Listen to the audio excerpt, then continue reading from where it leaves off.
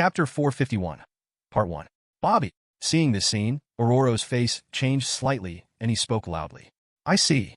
The next moment, Bobby and John stepped out from the crowd and started their actions in tacit understanding. Looking at the two strong demigods standing in the sky, everyone knew at this moment that if their side lost Chen Luo, if they wanted to fight against him, they would also need the support of other strong demigods. So Thor's role at this time must be ineffective. Or missing. It was precisely because he understood this that John quickly came to the deep pit where Thor was. The raging flames from his hands surged out and wrapped the huge amounts of ice in the pit, trying to use the heat of the flames to wrap it up. Ice cubes melt. At the same time, on the other side, Poppy came to the front. With a thought, his body turned into Iceman form, his hands stretched out, and a raging cold current spurted out, straight towards the direction of the magma river in the sky. Psst! At the moment when the two collided, a thick white mist instantly spread from the sky, and the cold current and the magma were in a stalemate, fighting against each other. But this process is only temporary. Facing a strong man at the demigod level, even if it is just a casual blow from the opponent, it is very difficult for Poppy to resist it. A look of exertion was faintly visible on his face. Half kneeling on the ground, Poppy clenched his teeth and tried his best to activate his ability. The cold current in his hands became more and more violent, and he barely let the river of magma above fall to the ground. But after all, Bobby was able to achieve this step only after overdrafting his own strength. With his current ability, I am afraid it will be difficult for him to persist for even 1 minute. If he can't find a way to block the opponent's attack within this period of time, with the opponent's the terrible destructive power of the magma attack is definitely a huge amount of trouble for them. The fact that these people are like this is undoubtedly more terrifying for ordinary people. Once the magma spreads to the surrounding area, other humans are likely to be completely submerged by the raging magma, and there is no possibility of survival. Regarding this point, Chen and the others below also thought very clearly. So while Poppy took action to block the opponent's attack, Ororo also immediately activated his ability on the other side, and the sky was instantly shrouded in a thick layer of clouds. Countless thunder and lightning fell from the clouds, heading straight towards the sky and covering the two of them. Boom! Countless thunder and lightning fell. Facing Ororo's attack, the two of them had no intention of dodge. They were just enveloped by the thunder and lightning, and accompanied by bursts of rumbling and loud noises. Arcs of electricity traveled across the armor of the two of them. However, until the thunder and lightning gradually stopped and dissipated, as the two people appeared in front of everyone again, they saw no signs of injury. The armors on their bodies were smooth and glistening, and their auras were still as deep as before, without any trace of them at all. Variety. Seeing this scene, Tony frowned, and then called out to his companions with no moral integrity, and launched an attack on the two of them. For a moment, surging energy cannons, lasers, psychokinesis, hurricanes, countless attacks emerged from the air one after another, turning into terrifying energy torrents, all rushing toward the two of them. The moment Tony finished speaking, Chen, Serena, and others had already reacted, launched their full strength without hesitation, and chose to attack the enemy together. Snort! Looking at everyone's combined attack, another figure finally snorted, and a terrifying cold air surged from his body. Then, under the control of the other person, it instantly turned into a raging cold current, rushing towards the front in the direction of Tony and others. The terrifying chill spread crazily around, and the surrounding space seemed to be frozen. Wherever the cold current passed, endless hoarfrost was generated out of thin air. Affected by this terrifying chill within a radius of hundreds of miles, the sky instantly turned white, and countless tiny ice crystals fell from the sky, flying one after another with an astonishing momentum. Click! At the moment when these ice crystals fell, a terrifying scene happened. The moment all the buildings within a radius of 100 miles were covered by ice crystals, the ice crystals melted instantly and turned into countless small cold currents, covering these buildings. As the cold spread, these buildings were covered with a thin layer of ice at a speed visible to the naked eye. Not only the buildings, but also the roads under Chen and others' feet were all affected by the cold, turning white. From the sky to the looking down, this area seems to have turned into a kingdom of ice and snow in an instant, seeming to bury everyone. A biting chill rushed towards everyone. Under the invasion of this cold current, everyone felt that their limbs had become stiff, and their feet were covered with a thin layer of ice before they knew it. And this is just the aftermath of the opponent's attack. Unlike his companions, he has already used his own divine power in this attack. It is precisely because of the influence of divine power that the surrounding environment has undergone such huge amounts of changes in such a short period of time. Looking at the terrifying scene around them, it was only then that everyone truly understood the terror of the powerful demigod. John, how are you doing there? Can Thor still fight? Realizing how terrifying the demigod was, Scott's face became even more anxious. While launching an attack towards the sky, he asked loudly without looking back. However, to everyone's disappointment, John made no progress at all. Even though he had desperately used his ability to control the flames to flow towards the ice below, no matter how hard he tried, the ice showed no sign of melting. Stood motionless in place. How can it be? Seeing this scene, John's eyes flashed with panic. He gritted his teeth and controlled more flames to surge forward.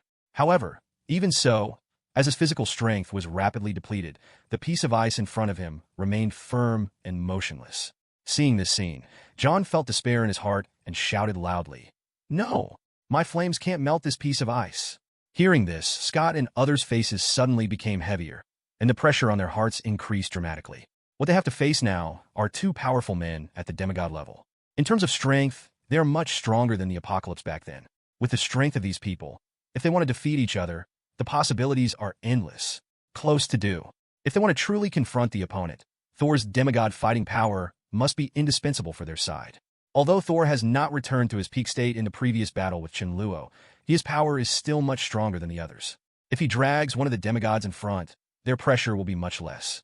But the piece of ice that traps Thor now, because it has been infused with the power of frost, is much colder and stronger than Poppy. It would probably take years for ordinary flames to melt it. Only the unit can do it.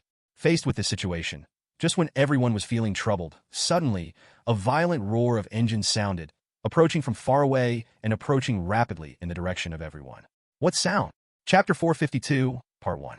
Subconsciously, he turned his head and saw that about 100 meters behind everyone, raging flames spread, carving out a long path of flames in the ice and snow world, approaching everyone quickly.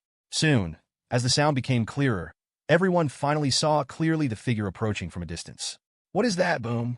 The violent roar of the engine became clearer and clearer, and a skeleton wrapped in flames was seen driving a locomotive speeding towards him. The front of the locomotive is wrapped in a ferocious skull mask. The skull's eyes and the tires under the locomotive are spitting out flames and burning. It looks like a chariot coming from hell, as if it is going to burn the whole world. And this figure is undoubtedly Ghost Rider. Johnny, seeing the person coming, Tony's eyes flashed with surprise. Although he had not actually seen the opponent fight, he and Chen Luo were the strong men who worked together to kill the demigod witch heart demon. When Johnny joined them, Chen Luo once said, however, Johnny's ability can cause harm to demigods. So now that such a helper has arrived, Tony is also shocked and his confidence is greatly increased. Thor is trapped. Go help him first. Johnny drove the chariot in front of everyone. Without saying a word, he strode to John. He looked at the huge ice below, stretched out his hands, and the next moment, the surging hellfire instantly enveloped the ice. Upon seeing this, the figure manipulating ice in the sky snorted with disdain, his tone full of pride. It's useless. That is ice that contains my divine power. How can it be melted by ordinary flames? How is it possible? However, before he finished speaking, he was stunned by the scene that happened next. I saw that as the fire of hell wrapped the ice in the pit, the ice containing the opponent's divine power began to melt at a speed visible to the naked eye. As the ice melted, Thor inside also quickly regained life. Boom! When the ice melted to almost half, Thor suddenly opened his eyes, surrounded by blue lightning, blasting the remaining ice into countless powders, and escaped. As Thor was officially out of trouble, almost at the same time, Thor instantly rose into the sky, swung out Mjolnir in his hand, and hit the figure controlling ice in the sky. At the moment, the opponent was still in shock. He was unprepared and was suddenly struck by Thor. His body instantly flew up to 1,000 meters, creating a transparent passage in the air, and white air waves spread around. Huge amounts of air crackled. I'll stop him. I'll leave the other guy to you. Thor didn't look back and flew straight in the direction of the opponent, disappearing in an instant. Seeing one of the demigods being taken away by Thor, everyone's pressure was greatly reduced. Looking at the demigod with only one left, they felt a lot more confident. Turning to look at the other party, Tony's expression became much more relaxed at this moment, and he even felt in a mood to joke. It seems that your companions can't help you. Why, now you still think? We have no chance of winning. The other party did not speak. He lowered his head and looked at the other people on the ground. He was silent for a moment. Then, a ferocious smile gradually appeared on his face.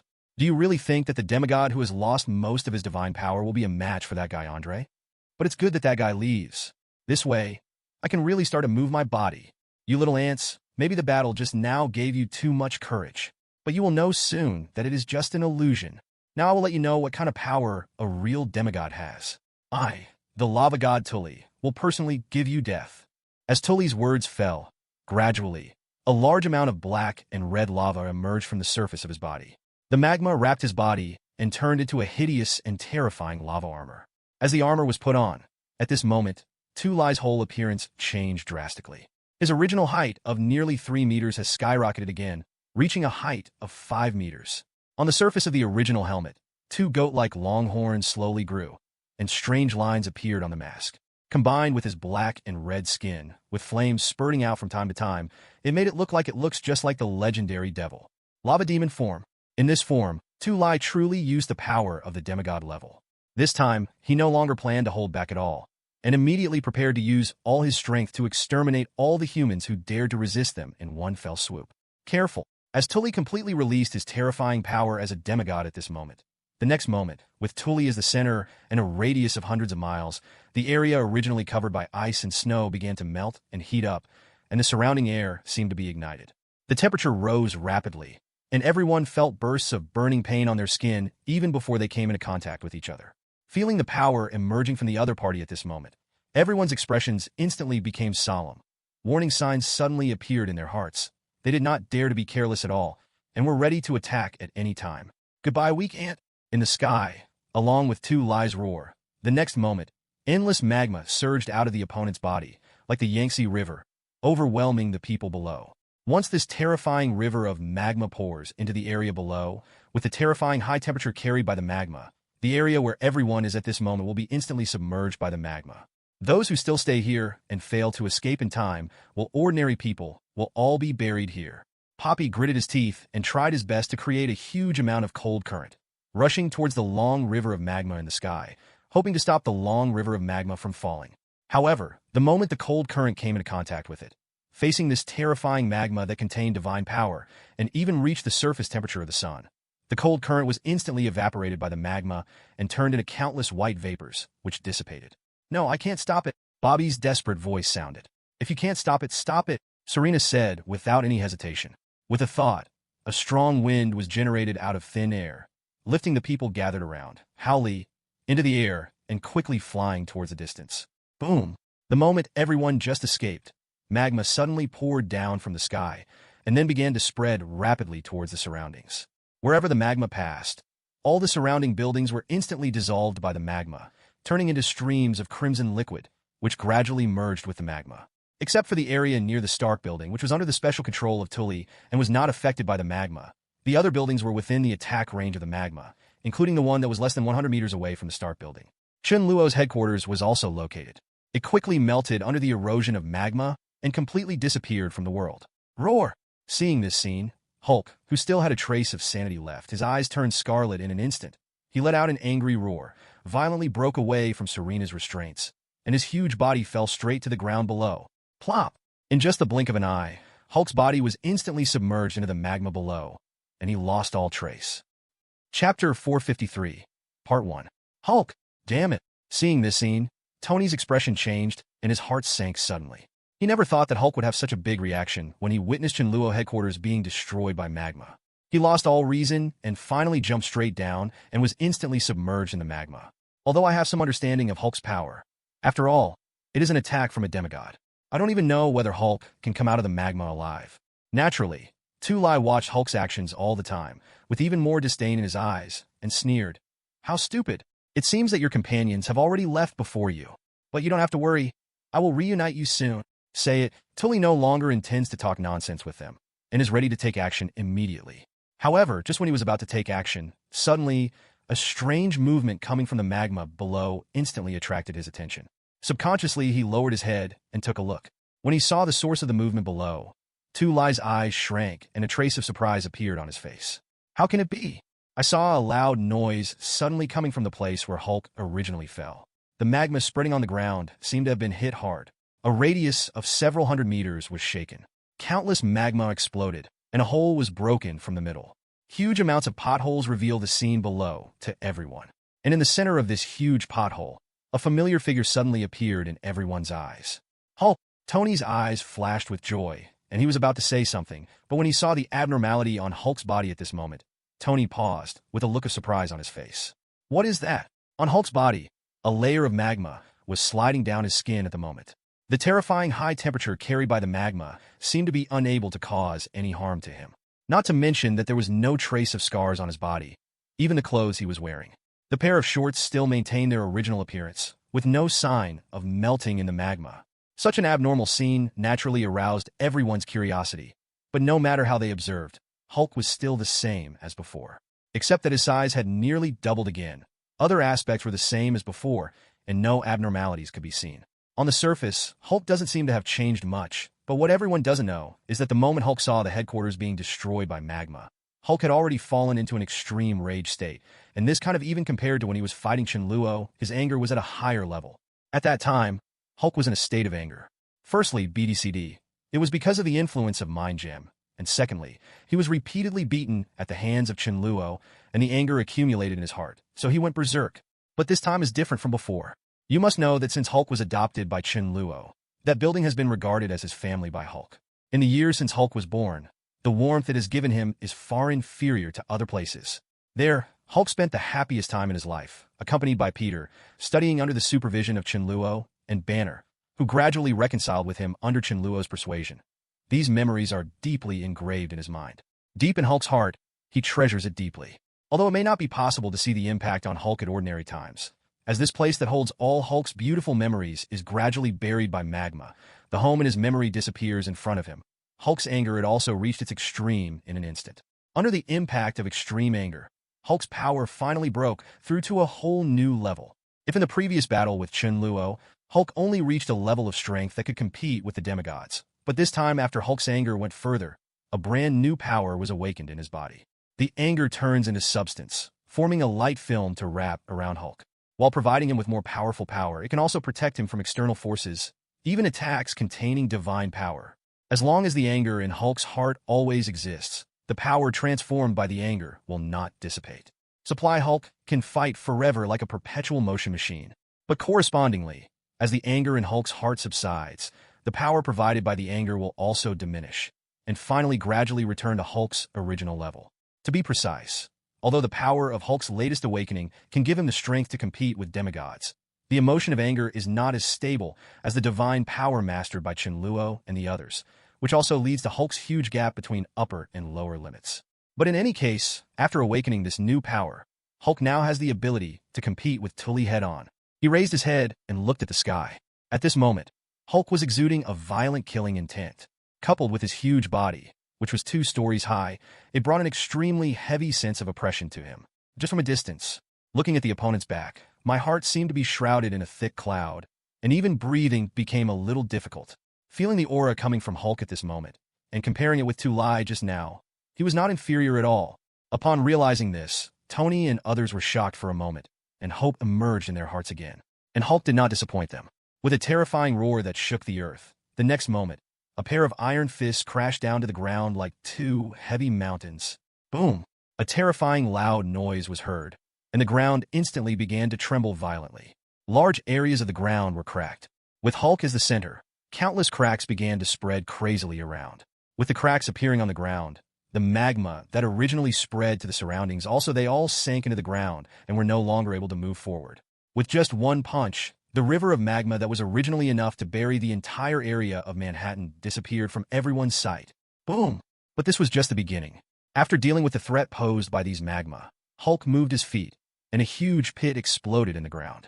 Then Hulk suddenly rose into the sky, and his body turned into a huge amount of cannonballs. He swung his fist and hit Tully's figure in the sky. Caught off guard, Tully was instantly hit by a punch.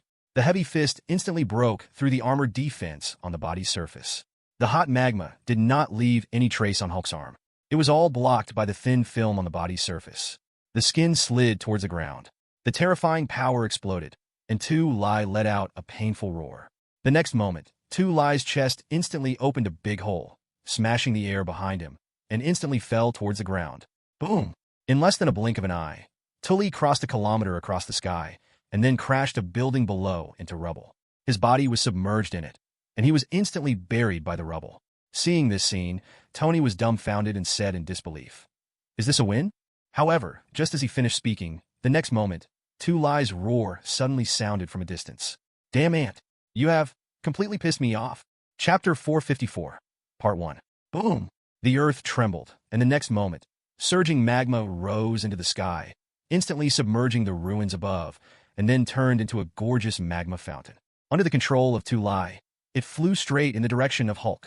Hulk, who had just landed, raised his head, roared in front of him, moved his feet, and disappeared instantly. When he reappeared, he was already in front of the magma in front of him, instantly knocked open a big hole in it, and then rushed through the magma without fear, rushing in the direction of the source of the magma. Under the powerful impact, sections of this long magma column exploded in the sky, turning into little streams of fire and falling towards everywhere below. Phew!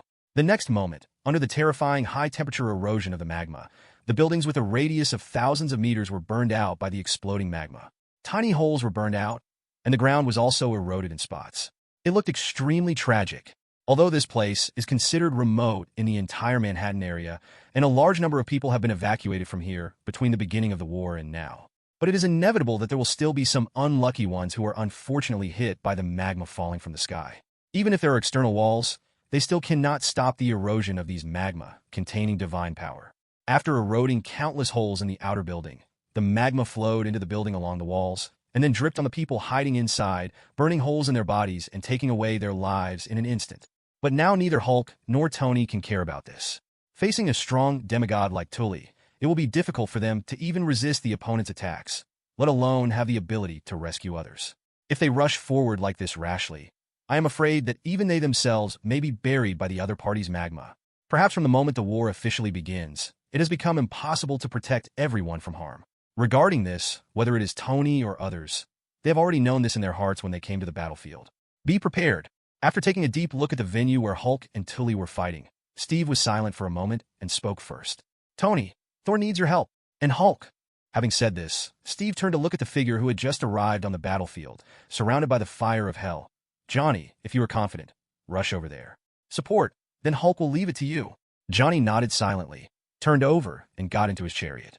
With a powerful roar of the engine, it turned into a long flame trail on the ground, and then quickly disappeared from everyone's sight. I'm going to support Thor too. After coming back to her senses, Serena said in a deep voice. Now among them, apart from Tony who has flight ability, the only ones left are her and Aurora. But Aurora's ability is more suitable for battlefields with many people. Compared to Thor's, there are still constant streams of Chitauri armies pouring out of the portal. If we want to prevent these armies from invading, there is undoubtedly a greater need for Abelo's calendar district. The same was true for Steve and Natasha Romanoff. After witnessing the terrifying power of demigods, the two still realized that with their strength, they would have no effect other than causing chaos for their teammates. So the best choice at the moment is for them to split up and let those with ability go to support Thor and Hulk. As for those who are unable to participate in the duel between demigods, stay and clean up the other Chitauri troops. Regarding Steve's proposal, Tony and the others hardly did any hesitation and nodded in agreement. But just when Tony was about to take action, suddenly, he seemed to remember something and couldn't help but raise his head and look somewhere behind him. Wait a minute, everyone, I wonder if we overlooked something. As he spoke, Tony stretched out his hand and pointed in the direction of the building that was still standing behind him. Don't forget, everyone, that guy Lu Chi is still there. If we can deal with Loki first and then find a way to close the portal, then the Chitauri army will no longer be able to send troops to Earth. Once we lose the support of follow-up reinforcements, the pressure on us will be reduced a lot. Only in this war can we win. Tony saw the current situation very clearly, as Chen Luo went to the other side of the portal to block the arrival of other strong men from the Chitauri clan. Although he didn't know what was going on there, judging from the arrival of these two demigods, obviously Chen Luo is also under huge pressure. Otherwise, he would not have allowed them to come to Earth. Please give me flowers, Zero apart from Chen Luo, who is the strongest fighter. There are only a few people left who are capable of causing damage to the two demigods, including Thor and Hulk. And because of the previous battle with Chen Luo, Thor's strength has not yet fully recovered, and it is obviously impossible for him to defeat his opponent on his own. On the other side, Hulk's situation is also not optimistic. Although the strength shown by Hulk was a surprise to them, as long as you know something about Hulk, you will know that Hulk's strength changes with his own anger. Now in the rage state, Hulk can still compete with the opponent. Once he waits, the anger subsides, but there is still a lot of danger on Hulk's side. Zero, and this situation occurred after Chen Luo took action before, killing the Executioner team and the demigod who came to support later. If the Executioner team and the demigod were still there, then what I'm afraid Bien has long been in dire straits. After personally experiencing the power of the Chitauri clan, Tony is also worried that the other party may have some cards left to play. How should they respond once a team, like the Executioners, is sent to Earth again? So the best way at the moment is to completely close the portal above. Only by cutting off the support of the Chitauri army from the source can they have a chance of winning. After Tony's reminder, everyone's eyes lit up. Natasha Romanoff immediately stood up and said, "Leave this task to me. Maybe my role on the battlefield is not as great as yours, but in terms of infiltration, I still have a certain degree of confidence." Everyone looked at each other, nodded silently, and agreed to Natasha Romanoff's proposal. But before that, if we want to get close to the Rubik's Cube, we still have a problem to deal with. Steve looked towards the direction of the building and said solemnly, "Loki, who should be left to solve this problem?" Chapter 455, Part 1. As soon as these words came out, everyone fell into silence again. Only then did they recall that in addition to the two demigods Thor and Hulk, Loki, who stayed here to guard the Rubik's Cube, was also a demigod-level existence. It was comparable to the power displayed by the two demigods just now. For a moment, everyone's hearts seemed to be pressed by a big stone, and huge amounts of pressure hit them head-on. After truly experiencing the power of the demigods, even Natasha Romanoff, who had great confidence in infiltrating, was speechless at the moment as to whether she could pass through Loki's blockage, successfully reach the Demon King, and close the portal. Even if she can really get close to the Rubik's Cube, as long as Loki is guarding her, how can she defeat him and successfully achieve the goal of her trip with her strength? Natasha Romanoff is not sure about this. Don't worry, everyone. Just when everyone was at their wits' end, Wang and I finally opened his mouth and said, "Loki is not as strong as you think. If we can plan well, we still have a chance of winning against Loki." When Loki made a big fuss in New York, Tony had fought against him. Although he was not Loki's opponent that time, in Tony's opinion, the gap between them did not reach an insurmountable level. At least compared to the two demigods fighting Thor-Hulk now, Lu Ji's strength is undoubtedly weaker. In Tony's opinion, with their current lineup, it is still possible to defeat Loki. After pondering for a moment, Tony turned to look in the direction of Dracula and said, "Let me and Mr. Dracula handle Loki's side. Also, Professor." As soon as he finished speaking, the professor's voice instantly sounded in Tony's mind. "I am here. Professor, with your ability, can you directly control Loki?" "I have no way to do this," the professor said helplessly. "Chun and I did experiments before, and with my ability, there is no way to affect Kangji's goal." Tony nodded, not really surprised.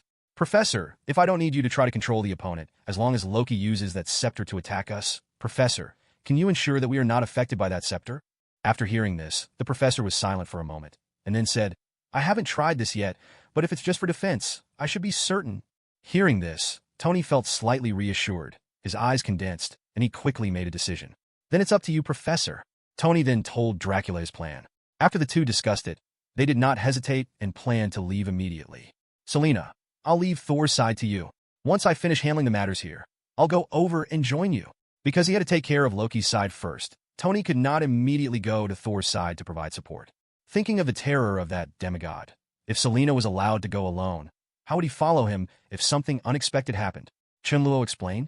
As soon as he thought of this, Tony suddenly felt a bit of hesitation in his heart. But at this moment, as a familiar roar sounded from the sky, Tony suddenly became energetic and subconsciously looked up towards the sky. Roar! The next moment, a huge figure jumped down from 1,000 meters in the air and instantly landed on a giant whale swimming below, slamming the whale to the ground along with it. The ground began to tremble slightly, as if a small earthquake had occurred. Several buildings below shattered under the squeeze of the two behemoths, turning into huge amounts of ruins. Dust filled the sky, blocking people's sight. But soon, a roar of huge amounts suddenly sounded in the center of the ruins, and a huge figure nearly 100 meters tall slowly stood up from the ruins. Strong airflow swept all directions with its breathing, and the surrounding air was instantly cleared. As the smoke and dust dissipated, everyone finally saw the true face of that figure. "What is that?" And when Steve saw the huge figure standing in front of him, his pupils shrank subconsciously, and he subconsciously exclaimed. Hundreds of meters away, in front of everyone, a giant ape with a size of 100 meters slowly stood up from it. It was covered with a layer of dark hair, with tangled muscles, strong limbs, and 4 ferocious fangs. Exposed to the air, looking up to the sky, and roaring, the surrounding air began to vibrate slightly, and the terrifying aura of the predator at the top of the biological chain spread from this giant ape. Even if you just looked at it from a distance, your heart could not help but be covered by a huge amount of pressure. Even if it was a strong man like Steve, who has experienced hundreds of battles, couldn't help but feel a touch of despair when facing this behemoth. King Kong. Unlike Steve, Tony's eyes flashed with joy when he saw the figure of huge amounts in front of him, and the pressure in his heart was greatly reduced. Because he had contacted Chen Luo before, Tony naturally knew that King Kong was already on his way to the battlefield. And not only King Kong, but also came with King Kong this time, as well as the strong support of the Autobots. Now with the arrival of King Kong and the addition of the Autobot troops, their disadvantage in terms of military strength has been greatly alleviated. With King Kong's strength, once they participate in the battle, they will definitely be able to bring huge amounts of help to their side. Thinking of this, Tony felt relieved, and his pressure was relieved. "Tony, do you know this big guy?" Hearing Tony's voice, Steve came back to his senses and said a little surprised. "Captain, it seems that your job will be a little easier this time." Tony nodded with a smile and explained. "This big guy is also a member of our Avengers. Even if you look at him like this, in terms of wisdom, King Kong is not inferior to humans. So don't worry, King Kong can understand what we are saying. King Kong will definitely be of great help in the next cleanup task." After listening to Tony's explanation, Steve quickly regained his composure. Looking at the figure of huge amounts in front of him, he couldn't help but feel uncertain. But his surprise was still not over. The moment Tony finished speaking, a huge amount of dark clouds slowly fell over everyone's heads and finally stopped when they were about 100 meters above the ground. Looking carefully, I saw above the sky at this moment a huge space carrier about 2 kilometers and 5.2 meters long stretched across the sky, covering a large area below. It was extremely vast. "Autobot, T on strike." The next moment, a high-pitched and metallic sound sounded from the deck of the ship. Then a convoy of different shapes, led by a heavy truck at the head, rushed out of the deck in an instant, heading straight towards the ground fell. Click! At the moment when they were about to land, under Steve's straight-eyed gaze, the team quickly began to change forms, forming huge amounts of robot forms, rolling around on the ground very nimbly, and finally landed safely. "Is this also?" Looking at the army of Autobots with different shapes in front of him, Steve seemed to think of something. His eyes widened slightly, and his heart suddenly became excited. Chapter 456, Part 1. Before he finished speaking, the next moment, the space carrier that still stretched across the sky began to change. Click! There was a sound of dense metal friction, and the hull of the ship was shrinking and shape-shifting just like the Autobots just now, and finally turned into a huge robot several thousand meters in size suspended in the sky. The whole body of dark metal steel plates shone brightly in the sunlight. The gleaming, cool, and domineering shape firmly attracted the eyes of countless pairs of people on the battlefield. The Duke, this mechanical life form created by Chen Luo not long ago, finally revealed his true face to the world at this moment. Not only Tony and the others, but also the numerous Chitauri troops scattered across the battlefield were all attracted by the huge figure that suddenly appeared. They seemed to be shocked by the figure and stood still in place. However, the Duke did not stop. His arms, which were like mountains, were slowly raised. At the mechanical forearms, 2 black barrels slowly emerged from them. As the arc reactor in the body began to operate, terrifying energy, a steady stream of them poured into these 2 giant barrels. Dots of blue light emerged from the mouth of the gun barrel, and then skyrocketed at a speed visible to the naked eye. In just a few seconds, the blue light in the gun barrel had gathered to the extreme, and they were aimed at the front, and the attack was launched instantly. 13 boom!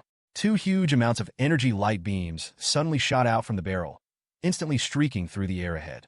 The 2 huge light beams that could not be reached at a glance, after instantly blasting dozens of biological warships swimming in the air ahead, slowly dissipate into the air. Tony! The next moment, as the Autobots came to everyone, Optimus Prime's chest opened, and Fury's figure appeared. Thor's Duke will also go to join the war. I think he should be able to withstand it for a while. If you have any plans, take advantage of this period and do it quickly. Now is the best opportunity. Hearing this, Tony and the others were immediately refreshed, and their confidence greatly increased. I see. Tony nodded heavily. Just now, he was worried about what might happen to Serena, but now with the Duke joining, Thor's side will probably be able to sustain it for a while. As for whether Serena is in any danger, to put it bluntly, with a target as big as the Duke in front of her, no matter how you look at it, Serena will not be the demigod's primary target. Not only Thor's side, with the addition of King Kong and the Autobots, the pressure on Steve's side will be greatly reduced. With the strength of these reinforcements, it is expected that these Chitauri armies can be firmly contained in the Manhattan area. Don't let it take a step. After assigning the tasks, Tony and others dispersed without any hesitation and headed towards their battlefield. Serena rode the strong wind, soared into the sky, and flew with the Duke towards the battlefield where Thor was.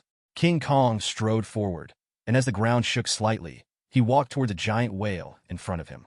Autobot, T on strike! Optimus Prime raised his arms and shouted, and the next moment, behind him, Dozens of mechanical life forms rushed out from all directions, holding various weapons in their hands, and launched attacks on the Chitauri army in front. "It's our turn!" Steve spoke loudly and shouted, then took the lead, holding the shield, and jumped into an airship approaching in midair. After neatly dispatching the Chitauri soldiers on it, Steve drove the airship straight towards Fly Ahead. The remaining Aurora and others looked at each other without hesitation and launched the attack in tacit understanding. In just a short moment, most of the crowd had disappeared from Tony's sight. Watching the people's backs gradually disappearing, Tony came back to his senses, turned to look at Dracula Natasha Romanoff, and nodded heavily. "Let's go too. Natasha Romanoff, I'll leave the Rubik's Cube to you. Leave Loki to us." Natasha Romanoff had no hesitation, nodded slightly, and looked at the two people with a trace of worry in her eyes. "Then be careful. Don't worry." A relaxed smile appeared on Tony's face. "This time, I will never fail." After a pause, Tony's eyes flickered. He looked up at the portal in the sky and said softly, "After all, we can no longer retreat now, at least until Chen Luo comes back. The situation here must not continue to deteriorate. As long as we can persevere, the final victory will definitely belong to us." Hearing this, Natasha Romanoff's eyes suddenly lit up and she nodded involuntarily. Chen Luo's figure flashed in her mind.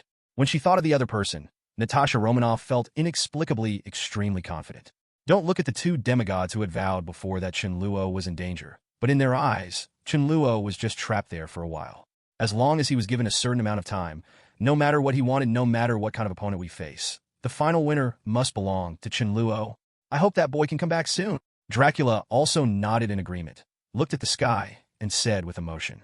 Although he first learned that there were other people around Chen Luo besides his baby daughter, he was once very unhappy with Chen Luo and even thought about severing contact between Chen Luo and his baby daughter. But with the blessing of Mavis, and then Erica, Serena, and others came to visit one after another. After seeing them, even with Dracula's pride, she could not admit that these people were not inferior to her precious daughter. Plus, Chen Luo's attitude was also very sincere, so gradually, the anger in his heart gradually dissipated.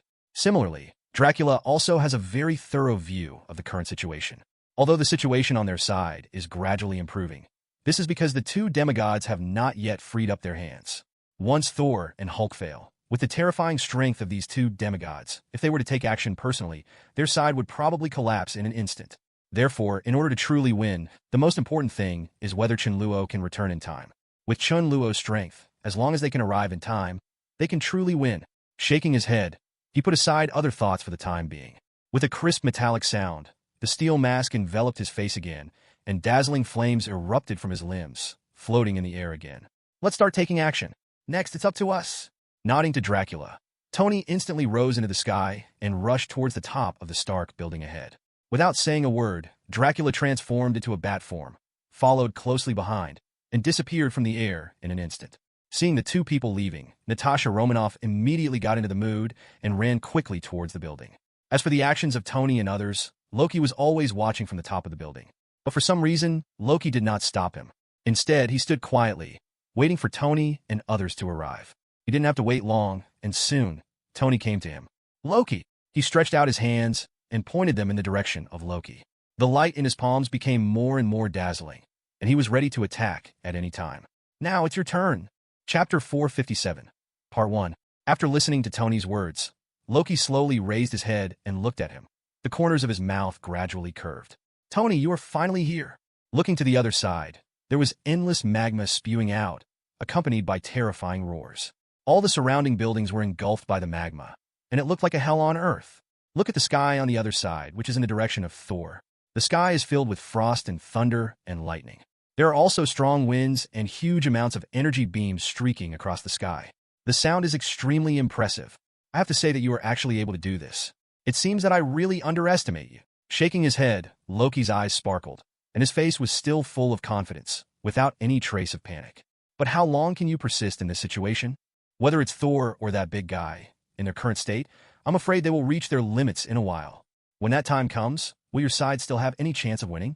Tony's face darkened. He was silent for a moment, and then said, "So, what do you want to express?"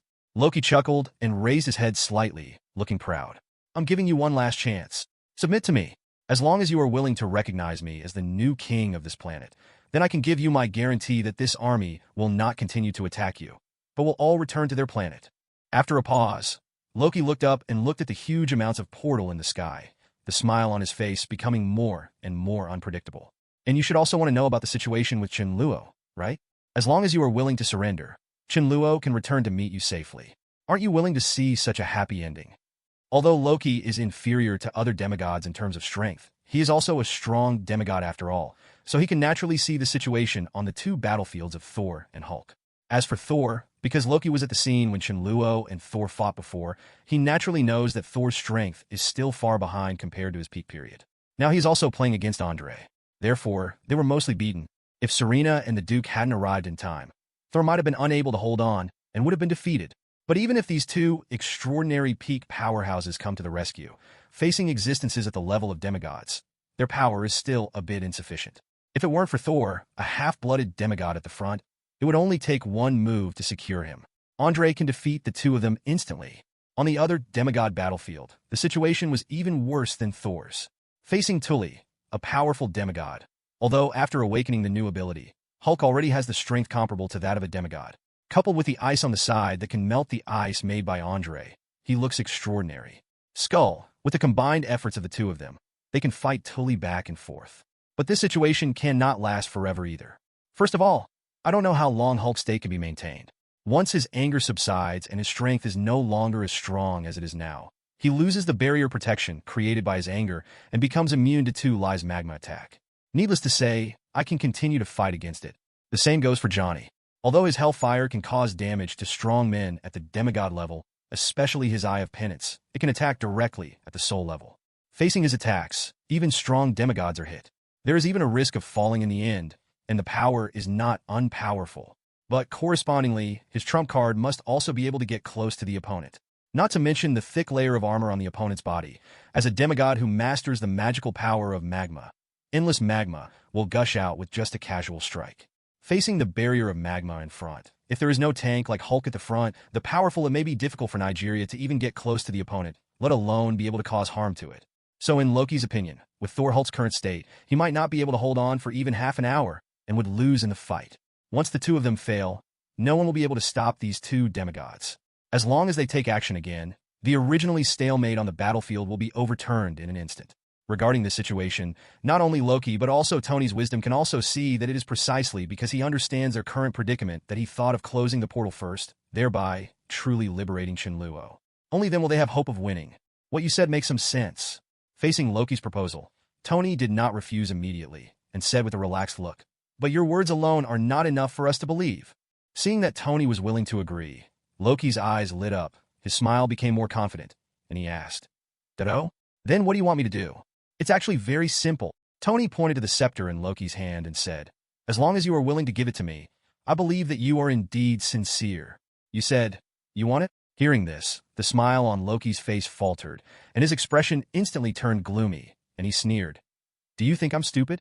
The moment Tony made his request, Loki instantly understood that the other person had no intention of surrendering. If he really hands over the spiritual scepter in his hand to the other party, I'm afraid the other party will choose to turn against him in the next moment. Seeing Loki's reaction, Tony wasn't too surprised. He just had an idea and wanted to give it a try. Although it was absolutely impossible for Loki to be so stupid, if the other party really twitched his head and chose to hand over the weapon, then it will undoubtedly be much easier for them to deal with Loki. "It seems you have made your choice." Loki's eyes gradually became cold, and the light at the end of the scepter in his hand became more and more dazzling, and the aura on his body surged and spread to all directions. The moment he felt the opponent's momentum, a pressure suddenly appeared in Tony's heart. His whole body was tense and his face was solemn. "In this case, there is no need for you to continue to exist. In my name, I grant you death." As soon as he finished speaking, a faint green light flashed across Loki's body, and then dozens of phantoms were instantly generated around Loki. The end of the scepter shone with light, turning into lasers and shooting in the direction of Tony. Before Tony could react, the next moment, the laser hit Tony's body instantly and then disappeared. Tony was startled, lowered his head, and quickly checked his body. However, after checking for a long time, he couldn't find anything abnormal about him. Just when Tony was a little confused, the next moment, a familiar voice suddenly appeared in his mind. Chapter 458, Part 1. "Tony," the professor's voice sounded in his mind. "Now I have added a layer of psychic shield for you, which can withstand the ability of that scepter in a short time. But you'd better fight quickly. I've already felt Scepter's ability just now. With my current ability, I can only last for 5 minutes at most. When the time is up, if you haven't defeated the opponent or snatched the scepter away from the opponent, you are at risk of being controlled at any time. After hearing what the professor said, Tony suddenly understood. After learning that he only had 5 minutes, Tony immediately launched an attack without saying any more nonsense. Seeing that Tony showed no sign of being controlled by the scepter, Loki's eyes narrowed and a trace of doubt flashed in his heart. He is very clear about the ability of the psychic scepter. Even a demigod like Thor can still be affected without paying attention. Logically speaking, if you want to control a mere mortal, isn't it easy? However, things often went beyond his expectations. Because he didn't expect Tony to be able to resist before Loki could react, he was hit by several shockwaves sent by Tony. In just a few blinks, Loki's phantom on the field had been reduced by nearly half. Seeing this scene, Loki immediately came back to his senses. His heart moved, and a rich green light emerged from his body. Immediately afterwards, with the blessing of divine power, the remaining phantom clones 897 on the field quickly began to move at a very fast speed, dragging out afterimages in the air and rushing towards Toto. Direction is approaching. They all raised the scepter in their hands, as if they were using it as a close-quarters weapon, and stabbed straight ahead. It looks like these duplications are going to have a close fight with Tony. I don't know if it was because he stayed with Thor for too long that Loki, who was supposed to take the magician route, suddenly changed towards a warrior like his older brother. It's enough to say that he and Thor have the same physique, and they can be considered professional counterparts in the close combat route, but compared to physical fitness, Loki is obviously better at magic. However, after spending a period of time cultivating phantom magic to its peak, Loki seemed to have lost interest in other types of magic and began to study combat skills instead. Although with his intelligence, after studying for a period of time, coupled with Thor's occasional feeding, his experience in combat skills has improved by leaps and bounds. But after all, he is not a natural warrior like Thor, whether it is divine power or physical strength. Both are inferior to the former.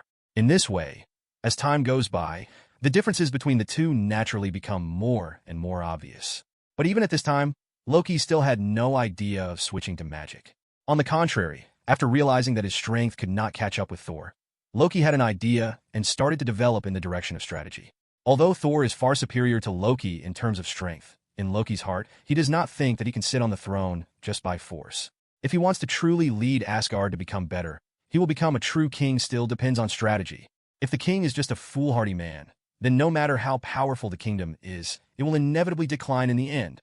If there is a wise and mighty king like him sitting on the throne, Loki has this confidence, and under his leadership, Asgard will surely become more prosperous. By then, Loki would have already had an idea about Thor's arrangements. Although my brother is not very smart, he is still a good hand in foreign battles. If he is sent out to spread the glory of Asgard to the universe, then under his leadership, this kingdom will surely prosper and may even become even more powerful than during his father's reign. In fact, logically there is nothing wrong with his theory, but one thing he didn't expect was that Asgard was a little different from the knowledge he read in books. As the most powerful kingdom that rules the 9 realms, Asgard has not fought day and night like it did before, setting off flames of war throughout the universe, but its warlike personality still continues. Therefore, for the king who rules them, strategy is secondary, and strength is the most important factor. As for Thor, BDDB, and Loki, not surprisingly, the former is much more popular. After seeing this situation, Loki thought that he must have felt a lot of dissatisfaction, and it was precisely because of this that a series of things happened later. In any case, after giving up magic, which he is best at, and turning to the melee magician route, with Loki's strength, even an opponent like Tony who is not strong enough to reach the level of a demigod will take a certain amount of time to defeat. Ding dong! There was a clear sound of metal collision. Under the protection of the psychic shield, the scepter in Loki's hand was just like an ordinary long metal stick. Facing Tony's armor defense, it could not cause any harm. Seeing this scene, Loki didn't say much, but his expression became a little more indifferent. What? It seems that you are much worse than last night. Have you not recovered yet? Tony flexibly controlled the armor to move and dodge in the air, and from time to time, he would release a few shockwaves, crushing Loki's phantom from time to time. At the same time, JRVS was also quickly analyzing and searching for Loki's true identity. Hearing this, Lu Ji suddenly felt angry. Thinking back to last night, if his casket of ancient winters hadn't been taken away by Chen Luo, now even without the scepter in his hand, he could instantly freeze Tony into an ice sculpture. Increasingly irritated, Loki no longer had any reservations this time, and all the divine power in his body exploded, shooting straight into the sky above his head, turning into a dark green ocean. Then, under Tony's shocked gaze, the ocean slowly began to shapeshift, and finally a truly huge palace was formed, enveloping the two of them. This is the masterpiece of Loki's phantom magic. Through his own magical power, he can turn all his thoughts into reality projections, which can confuse his opponents and also have a certain degree of killing experience. Just like now, when Tony accidentally bumped into a huge amount of stone pillar behind him, he could still really feel the collision. His body staggered unconsciously, and he couldn't help but turn his head to look behind him, his eyes full of surprise. "Tony Stark!" Loki's plain voice sounded from the throne in front of Tony. "It's all over." The next moment, Loki thought, and the entire palace began to shake violently. The dome above collapsed, and the ground shook, as if the entire palace was about to fall down, completely burying two in it. "Do it!" Looking at the scene in front of him, Tony's expression finally changed, and he spoke loudly. Just when Loki was a little confused, the next moment his expression changed instantly. Because the moment Tony finished speaking, a purple-red energy suddenly appeared out of thin air and wrapped itself around the spiritual scepter in his hand. A huge amount of power hit, and the scepter was caught off guard and escaped instantly. Chapter 459, Part 1. Who is it? Loki suddenly raised his head and looked into the air. At this moment, as the scepter flew somewhere in the sky, finally, Dracula's figure slowly emerged from the air. At the same time, Tony also immediately took action. The dazzling light on the chest gathered, and finally turned into a huge amount of laser and blasted towards the back, blasting a huge amount of pothole into the wall behind him in one fell swoop. It turned into little green light and dissipated. Let's go! Now both of them are in the palace created by Loki. In any case, Loki is a demigod-level existence, so Tony still has some fear in his heart about his methods. Therefore, after acquiring Scepter, I didn't even think about it immediately. I wanted to take the first step and evacuate. Don't even think about leaving. Seeing this, Loki's aura surged, and with a thought under his control, the palace instantly decomposed, and then turned into countless huge amounts of stones that fell towards the two of them.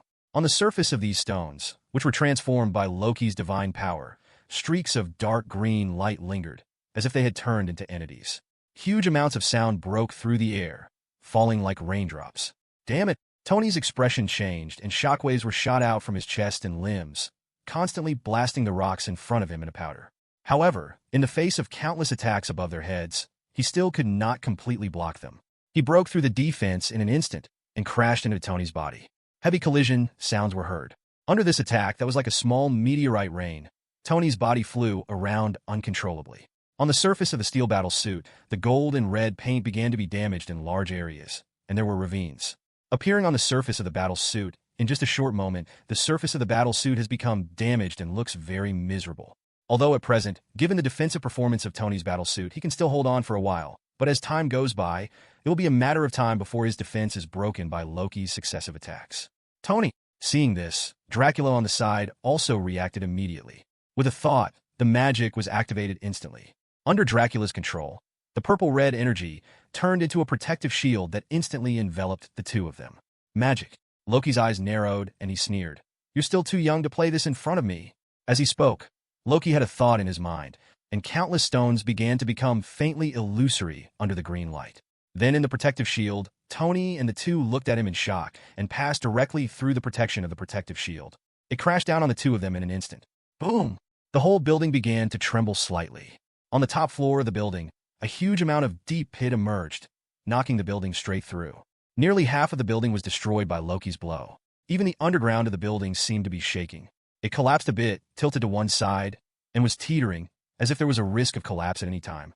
But under Loki's deliberate control, the device inlaid with the Rubik's Cube on the top of the half of the building that was still intact was still running continuously, and blue light pillars emerged from the sky constantly to provide energy areas for the portal. Arriving in front of the huge crack in front, Loki leaned down and picked up the spiritual scepter that had fallen on the edge. Then he looked at the ruins below, with a slight arc at the corner of his mouth, turned and walked behind him. "Stop!"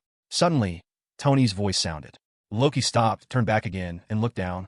In the half-remaining apartment on the floor below him, Tony was dragging his half-broken battle suit, the flames flickering under his feet, and his body was swaying as he slowly fell towards the platform in the apartment. Click! With crisp sounds, the battle suit slowly opened from the middle, and then Tony stepped forward and walked forward. "Are you still alive?" Loki jumped up and came to the apartment on the floor where Tony was. He looked at Tony and sneered. "It seems you are really lucky. But without this battle suit, what threat do you still pose to me now?" "You're right." Tony smiled faintly, walked to the bar in front of him calmly, took out a metal bracelet placed on it, and put it on his wrist. Tony felt certain in his heart turning to look at Loki, and I calmly said, "But I wonder, have you forgotten something?" Hearing this, Loki frowned, as if he sensed something, and his expression suddenly changed. Boom! The next moment, the ground beneath Loki's feet shattered, and Dracula suddenly sprang out from below, hitting him with a punch, instantly knocking him away. At the same time, Tony kept moving and jumped towards the ground below. The bracelet on his wrist began to activate, and then another battle suit flew out from the wall in the apartment, and finally came behind Tony just as he was about to land. "Please give me flowers." The battle suit quickly began to expand, encompassing Tony.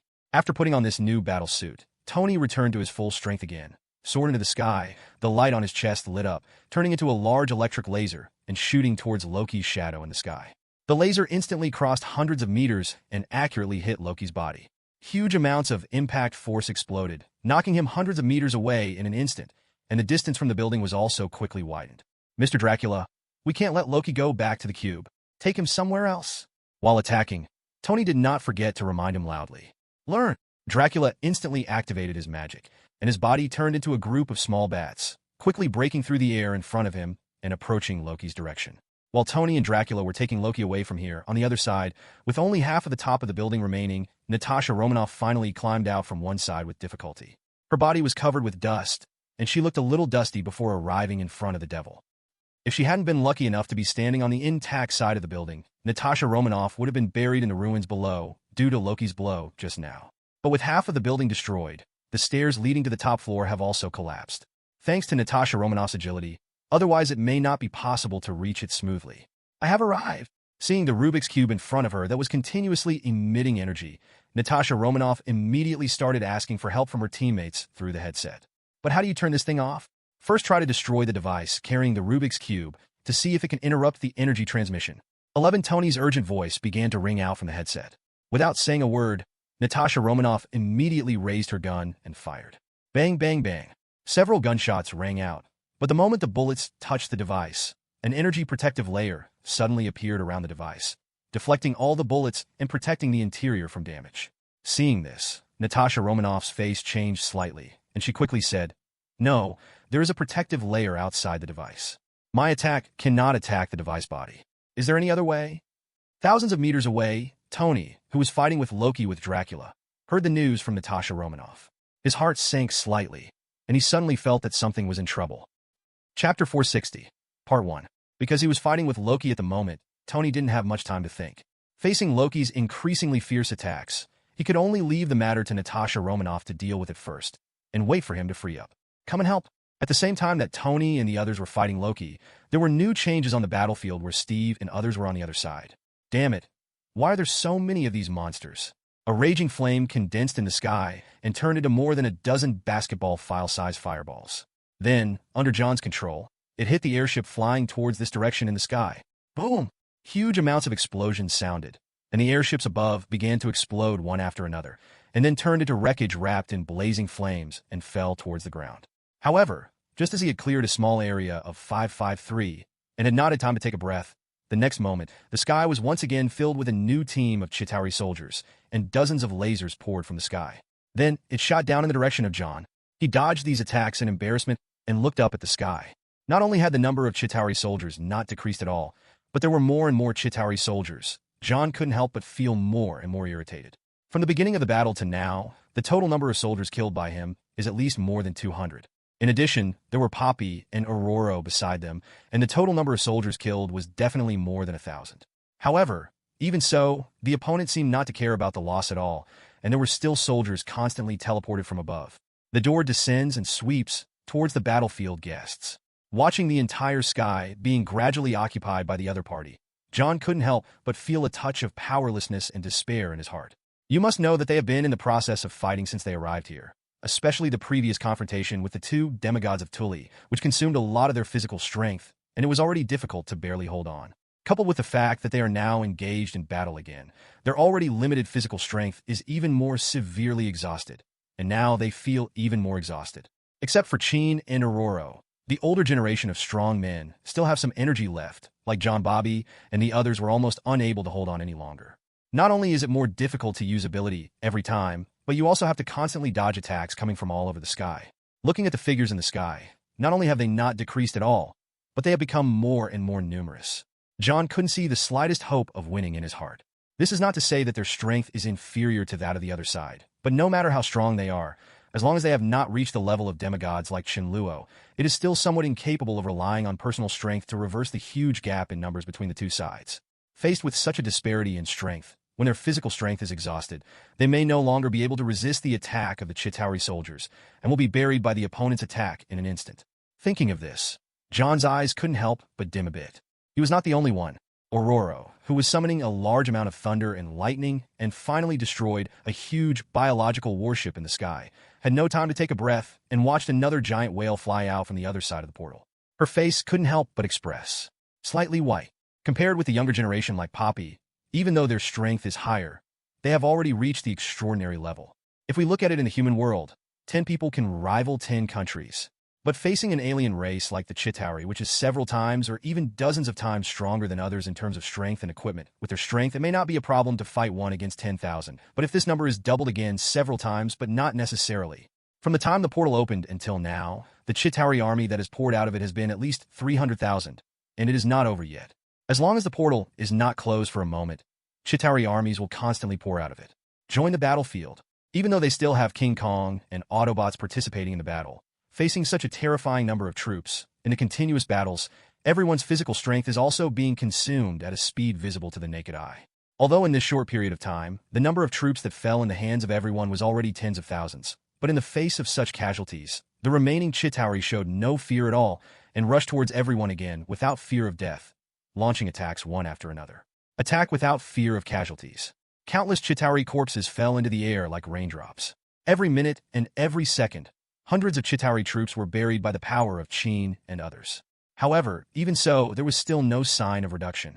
On the contrary, Chen and others' human physical strength is consumed at a speed visible to the naked eye. If they continue at this rate, they may be able to hold on for another half hour at most. As their physical strength reaches the bottom, they will no longer have the ability to resist. Roar! The 100-meter-tall King Kong roared up to the sky. His eyes were red, and he beat his chest violently. His mouth opened wide, and a bright light condensed in his mouth, and then turned into a thick shockwave and swept across the sky. But in the blink of an eye, several giant whales were exploded in the sky, and thousands of Chitauri fell instantly, turning into countless fragments and scattering towards the ground. However, just after this blow, King Kong seemed to have consumed a lot of energy. His face became visibly tired, and even the intensity of his subsequent punches became much smaller. Audiobook, assemble. Several energy cannons exploded, clearing a blank area on the street in front of them. At the same time, they also rescued the 2 Hornet Phantoms who had been besieged by Chitauri and had just arrived to support them, and rescued them from the enemy. Boss, there are too many enemies. At the same time, beside Optimus Prime, Jazz fired forward with his weapon and said anxiously, "If this continues, my ammunition will be exhausted. Boss, I can't hold on anymore." The Defense Line RC was responsible for also issued a warning. The mechanical body was scratched by several lasers, and 5.8 scorch marks appeared on the body. "Hold on to!" Optimus Prime shouted in a deep voice, and kept moving his hands, launching attacks around him, while boosting his morale. Chensai will be able to solve it soon. When we hold on until he comes back, the final victory will definitely belong to us. As soon as he finished speaking, the next moment, the portal of huge amounts in the sky suddenly trembled, and then an angry roar suddenly sounded from inside the portal. The terrifying sound swept everywhere, instantly attracting everyone's attention. Chen Luo, how dare you? Hearing this, Chen and others, who were originally exhausted, suddenly became energetic and subconsciously looked towards the sky. However, when they saw the scene in the sky, everyone suddenly stopped moving, and a trace of ecstasy gradually appeared on their faces. Chapter 461. Part 1. I don't know when, but the portal standing in the sky seemed to have malfunctioned. The Chitauri soldiers that had been pouring out of it disappeared in an instant, and could no longer reach the earth through the portal. That is how the matter? Watching the sky gradually return to blue, Scott looked uncertain and murmured, "SH*T." At this time, Fury, who had been hiding in a nearby building to observe the overall situation, seemed to understand something, and shouted excitedly, "It's Chen Luo. It must be him. The Chitauri army on the other side of the portal has been intercepted by Chen. We no longer need any reinforcements. Everyone, it's time for us to fight back." As soon as these words came out, everyone cheered up, and their originally pale faces instantly turned rosy, as if they had regained their vitality. After Fury's reminder, Chen Luo's figure instantly appeared in everyone's minds, and everyone's confidence increased when they thought of him. Don't look at the two semi-mythical statues of Tu Lai who belittled Chen Luo before, thinking that it would be impossible for him to survive in the hands of the Night Demon. But for Qin and the others, their trust in Chen Luo is unconditional. They firmly believe that no matter what kind of opponent we face 13, the final winner will definitely belong to Chen Luo. To be precise, this is not blind confidence. After all, based on Chen Luo's previous experience, he has never had a defeat since his debut, and even more than one demigod fell into his hands, including Apocalypse and Wu Xinmo. Which of these was not a famous powerhouse at that time? But they were all defeated one by Chen Luo, so they all firmly believed that this time would be no exception. Moreover, if Chen Luo's side had not gained the upper hand, how could the current abnormality on the portal side be explained? Thinking back to the roar just now, everyone undoubtedly strengthened their beliefs. Everyone. Suddenly, Steve yelled, "Our chance has come. Take advantage of this opportunity to drive these aliens out of our planet." Let's talk. Steve threw it hard with one hand, and the shield in his hand turned into a strange arc in the air, bouncing back and forth among more than a dozen airships in the sky, destroying all of them, and turned into huge amounts of fireballs towards the ground. Come down. After coming back to their senses, everyone was in high spirits. Their exhausted bodies seemed to be full of vitality again, and their sluggish movements became extremely agile again, and they once again launched attacks on the surrounding enemies. After seeing that there was no longer a Chitauri army pouring out of the portal, a glimmer of hope emerged in everyone's hearts. As long as the enemies were no longer as endless as before, no matter how hard they tried, they could not completely eliminate them. There is a possibility of victory. And just as everyone regained their confidence and started fighting Chitauri again, on the other side of the portal, the battle between Chen Luo and Night Demon also came to the most critical moment. After testing through previous battles with Night Demon, Chen Luo became more and more understanding of Night Demon's ability, but at the same time, he also became more and more fearful. There is no doubt that with the opponent's current total amount of divine power and the terrifying ability to control gravity, if it were a head-to-head encounter with Chen Luo's current strength, he would not be his opponent. During the period of the fight, most of the divine power in Chen Luo's body was consumed. If this continues, his defeat will be the only outcome. Chen Luo definitely couldn't accept such a result. So during the battle, Chen Luo was always looking for a way to break the situation. It was at this time, during the battle between the two, that Chen Luo unconsciously discovered that the Chitauri army was still sending reinforcements continuously on the other side of the portal. Hundreds of thousands of biological battleships were loaded with hundreds of thousands of Chitauri. Swiss soldiers poured in towards the earth. And that's not all. Chen Luo could clearly see that thousands of miles away from the two of them, there was a huge fleet approaching the portal at a rapid speed. Especially the first few warships carrying Night Demon and others. Even after losing these demigods, Chen Luo could feel a faint threat on them. Blue light shone from the head of the battleship and condensed into shape in just a few seconds, forming a huge beam of light with a diameter of tens of meters, shooting straight in the direction of Chen Luo. However, it is obviously difficult to successfully hit these attacks in front of Chen Luo, who masters teleportation. With just a flick of his eye, Chen Luo instantly crossed thousands of miles and appeared in front of the battleship. Looking from a distance, I saw that the energy laser fired by the opponent just now remained unabated and instantly landed on a giant meteorite floating in the cosmic space in front of me, which was hundreds of kilometers in size. The terrifying energy was raging around, and in an instant swallowed the entire meteorite, blasted into dust in the universe, and disappear. Seeing such power, even Chen Luo couldn't help but feel his heart skip a beat, and his eyes showed surprise. There is no doubt that the power released by the weapons in this battleship has truly surpassed all weapons known on the Earth. The total amount of energy contained in it is not even possible for Chen Luo, who has energy conversion, to defend it. Even under such a terrifying energy impact, even a demigod like him is at risk of being seriously injured or even dying. It is indeed the vehicle of a demigod. Chen Luo finally had a clear understanding of the power of the battleship in front of him, etc. Suddenly, Chen Luo seemed to think of something, and his eyes suddenly lit up. Since this battleship has the ability to cause damage to demigods, would it be equally effective if used against night demons? As for how to use it, don't forget that in Chen Luo's hands, there is still the existence of this fire source. With this artifact from Cybertron, as long as it is a product of mechanical manufacturing, Chen Luo can turn it into a mechanical life form that only obeys his orders, just like the previous Duke. 607 The Duke, who was previously transformed by SHIELD headquarters, had extraordinary strength when he was born. If this warship that can cause damage to demigods is transformed, what level should it reach? Maybe it can pose a threat to the Night Demon.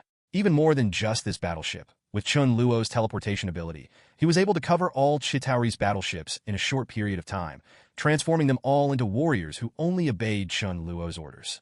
Even if these mechanical life forms cannot pose a threat to the Night Demon, similarly, after transforming them all, the portal side will lose the possibility of continued support from the Chitauri army, and the pressure on Tony's side will also be greatly reduced. Thinking of this, Chen Luo's eyes suddenly lit up. Looking at the battleship in front of him, he suddenly changed his mind about destroying it directly. With a flip of his palm, the fire source instantly appeared from his hand. With a thought in his mind, under the control of Chen Luo, the next moment, a bright beam of light poured out from it, instantly surrounding the battleship in front of him. "What are you doing?" Seeing Chen Luo's actions, Night Demon frowned, and a bad premonition suddenly emerged in his heart. He intended to stop him, but due to the distance between the two, it would take about a minute before he arrived. It was precisely this period of time that served as a buffer. While he was on his way, on the other side, as the light in Chen Luo's hand dissipated, the battleship also suddenly changed. Chapter 462, Part 1. Click.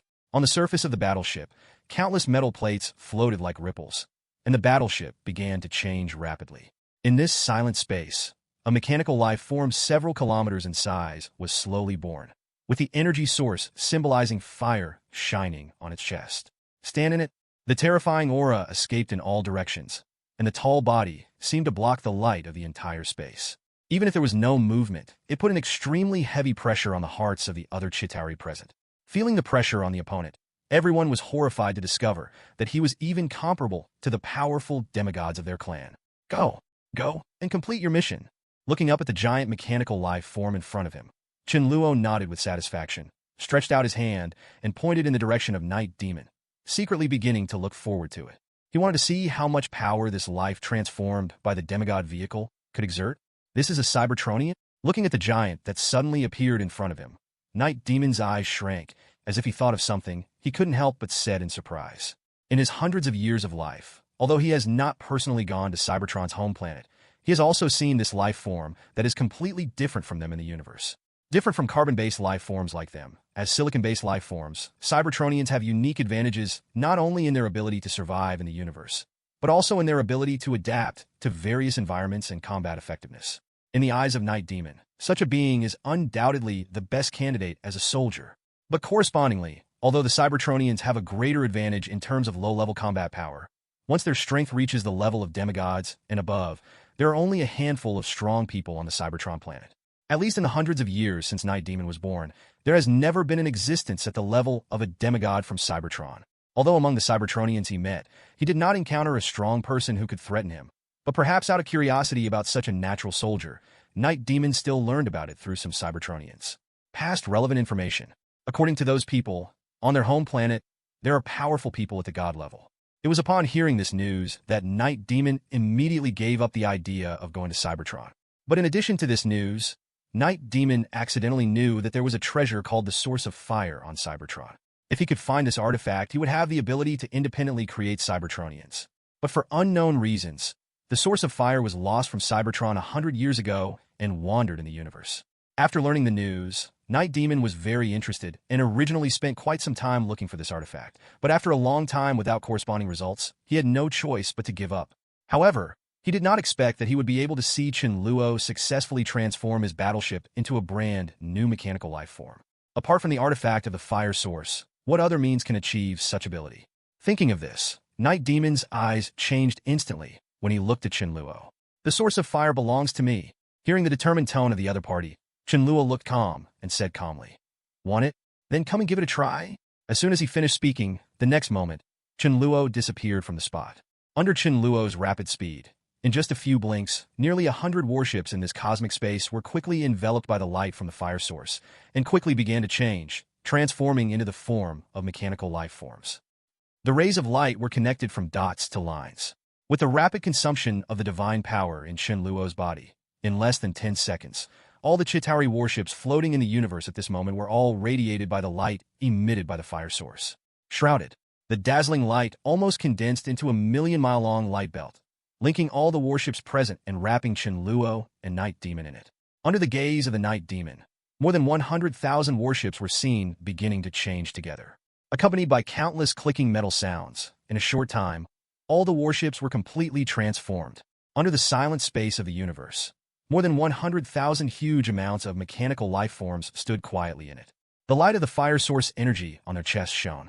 They all raised their weapons in unison. In the huge and ferocious barrel, the dazzling light was shining. The energy slowly began to gather, and he was ready to attack at any time. And as Chen Luo successfully transformed all the Chitauri battleships present in one breath, the Chitauri reinforcements that had been coming towards the Earth also instantly dissipated.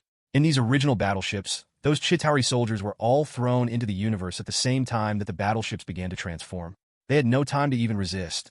Under the erosion of the vacuum environment of the universe, they could only wait for death to come. When the change was over, countless Chitauri soldiers wearing armor and holding weapons lost their voices one after another around these new mechanical life forms. Their cold corpses were floating in the universe, densely packed, looking weird and shocking. Chen Luo Ci. Seeing this scene, Night Demon could no longer control himself and let out an earth-shaking roar. His whole body instantly became pitch black, and the surrounding space seemed to begin to distort. With infinite gravity, he quickly rushed towards Chen Luo. Facing the Night Demon who burst out with all his strength, Chen Luo no longer had any plans to confront him head-on. Since he now has so many troops, if he doesn't make good use of them, Zhao Li Hao, he will consume the opponent's strength. If so, then he is too stupid. So Chen Luo avoided the opponent's attacks while controlling all the mechanical life forms in this space, and launched attacks on the Night Demon like one after another. Countless huge amounts of laser energy cannons were shot out from the weapons, turning into dazzling trajectories in the universe, carrying terrifying energy that could crack mountains and crack rocks, and shot towards the Night Demon. Although most of these attacks were successfully resisted under the influence of the gravity field, correspondingly, his divine power would inevitably be depleted by such extremely intensive attacks. And this was the life form that exuded a terrifying aura and was transformed from the battleship he was in, without taking action, under the constant attacks of a group of mechanical life forms. Finally, this huge amount of figure also appeared. There was a faint movement. Chapter 463, Part 1. He slowly raised his hands and closed them toward the middle. Then, amid a burst of metal noise, changes quickly began to occur. Two huge arms that are thousands of meters long fit into each other. And when the palms are turned, there is a huge and deep hole in the center with a diameter of about tens of meters. Overall, the two arms have turned into a giant cannon barrel. Inside the muzzle, the crimson light gradually condenses and then becomes brighter and brighter. Boom! Finally, when the light was condensed to the limit, the next moment, a red light shot out from the barrel, crossing tens of thousands of miles in an instant and blasting straight ahead. Wherever the light passes, all materials encountered in front, including meteorites and the wreckage of the battleship that was previously destroyed by Chen Luo, are annihilated at a speed visible to the naked eye under the terrifying energy bombardment. At the moment, they are enveloped in the red light, and finally gradually faded into nothingness.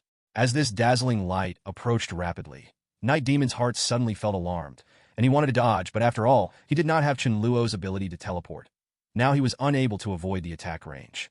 With no other choice, Night Demon roared, and the surrounding gravity field instantly shrunk 957 times 1,000 times, almost condensing into substance. The surroundings were pitch black, and the whole person seemed to be wrapped under a dark sphere, completely covering Night Demon's body. Cover. Boom! Just after he finished all this, the next moment, the dazzling light suddenly enveloped the dark sphere, and the terrifying energy torrent rushed forward one after another, constantly trying to defeat this sphere. However, under the terrifying gravity, the energy is continuously squeezed and distorted, and finally returns to nothingness. For a moment, the two were in a stalemate. This pitch-black sphere, made of gravity, was like a bottomless black hole, constantly swallowing up the torrent of energy in front of it. There is no tendency of being breached at all. But this is not surprising. With Night Demon's strength, even Chen Luo would have a hard time breaking through the opponent's gravity defense, let alone the battleship he had just transformed. Although this battleship has the ability to injure demigods, in terms of true strength, there is obviously still a certain gap for this mechanical life form to reach the level of demigods. Therefore, if Chen Luo wanted to rely on it to defeat the opponent, he had never had such an idea. But the current situation, was also within his expectation. With a thought, the next moment, the remaining hundreds of thousands of mechanical life forms rushed towards the direction of the Night Demon. Flying layer. Seeing this scene, for some reason, Night Demon suddenly had a bad premonition in his heart. Soon, his premonition became a reality. The first group of life forms that approached the Night Demon slowly stopped when they were still about a kilometer away from the Night Demon. The energy source in their chests flickered, A destructive aura emitted from their entire body. Boom! The next moment, huge amounts of explosions sounded, and countless huge fireballs rose from the vacuum environment, and then turned into countless violent energy torrents, rushing towards the night demon like a long river. Self-destruct. This was a decision that Chen Luo had already made after he chose to transform these battleships. Although the power of these new mechanical life forms was completely unable to cause harm to this powerful demigod, Chen Luo's purpose did not stop there. Just like now, at the right time, as long as a condition is created that makes it completely impossible to evade and has to choose to resist, then these mechanical life forms will have a place to use. Perhaps their strength cannot break through the opponent's terrifying gravity field defense, but correspondingly, if they want to withstand the self-destruction attacks of hundreds of thousands of life forms, all of which are above the surface level, they can also create huge effects on their divine power. Amounts of consumption. In this aspect, Night Demon's ability is not as useful as Chen Luo's energy conversion. For these attacks that are not powerful enough to reach the level of divine power, with the help of the magical skill of teleportation, Chen Luo can resist all the way without causing any damage to himself in the end. But it's a little different for Night Demon. Facing the suicidal attacks of these mechanical life forms, Night Demon, who was now entangled and unable to move, could not escape even if he wanted to. He could only watch the horrific explosions and shockwaves spreading towards him. As the first batch of mechanical life forms self-destructed first, then as if a chain reaction started, the life forms coming up from behind also started to self-destruct in unison. Continuous explosions exploded in this pitch-black vacuum environment. Countless dazzling rays of light rose in front of your eyes, as if a big sun suddenly rose, seeming to purify everything in the world. The terrifying torrent of energy spread in all directions, enveloping everything in it. Countless meteorites scattered in the vacuum environment, the remains of Chitauri soldiers scattered around, the Night Demon, and even Chen Luo himself were all wrapped up in this terrifying torrent. Under the wash of countless energies, not long after, everyone on the scene except Chen Luo, he, and Night Demon are still standing there. As the torrent of energy dissipates, no matter can be seen at the scene. Relying on the ability of energy conversion, Chen Luo was not harmed at all in this terrifying explosion. He was wrapped in a protective shield composed of bloody divine power to maintain his survival in the vacuum environment of the universe. It's just that because of the previous battle with the Night Demon, the surface of this protective shield has become a lot thinner. Maybe it won't be long before he can no longer stay in the universe and can only choose to return. But Chen Luo didn't care at all about this. After all, compared to him, the fate of the Night Demon who was at the center of the explosion was not much better than the others. Chen Luo turned his head and looked at the figure thousands of miles away. After this explosion, the dark gravity field that originally surrounded the opponent's side had become several times thinner, and even the short figure hidden in it at the moment became somewhat looming. Although he still couldn't clearly see the expression on the other person's face at this moment, Chen Luo could clearly feel from the other person that the aura exuded by Night Demon was undoubtedly much weaker than before. With a thought, the teleportation ability was activated, and the next moment, Chen Luo appeared in front of the opponent. "Can I kill you even with this level of attack? You are really stronger than I thought. Night Demon." Chen Luo. Night Demon suddenly turned his head to look in the direction of Chen Luo. His eyes were red, and his whole body was shrouded in terrifying murderous intent. "Is this your trump card? I have to admit, I didn't expect this move. What surprised me even more was, you actually have the fire source in your hand. But that doesn't matter anymore, because soon everything about you will belong to me." Chapter 464, Part 1. Although Night Demon's own divine power was greatly consumed in order to protect himself from harm after the big explosion attack just now, in his opinion, even so, with his remaining divine power, it is more than enough to deal with Chen Luo. Correspondingly, without those mechanical life forms to drive him, he didn't believe that Chen Luo could still threaten him. The final winner of this battle was destined to be him, and once he kills Chen Luo, the source of fire in Chen Luo's hand will also fall into his hands. With this artifact, the loss of the Chitauri clan just now is more than enough to make up for it. As for the Chitauri who died in this battle, in the eyes of a demigod with a long lifespan like him, they are just a resource that can be regenerated in a few decades. What's the regret, even if they are lost? The terrifying murderous intention instantly enveloped Chen Luo, and the moment the Night Demon finished speaking, he immediately chose to take action. However, before his gravity could reach Chen Luo, the next moment, Chen Luo's figure swayed and disappeared again. Teleport. Seeing this scene, Night Demon's expression did not change at all, and his body turned into a black meteor, moving straight in the direction where Chen Luo appeared. So, what if you can teleport? With your current strength, how long can you last? When your divine power is exhausted, even if I don't need to take action, how will you survive in the current environment? Definitely. It's okay if you want to escape back to Earth, but you should remember my previous promise. When I come to Earth, all humans on the planet will be buried with you. Make your choice. Chen Luo, you have no way out.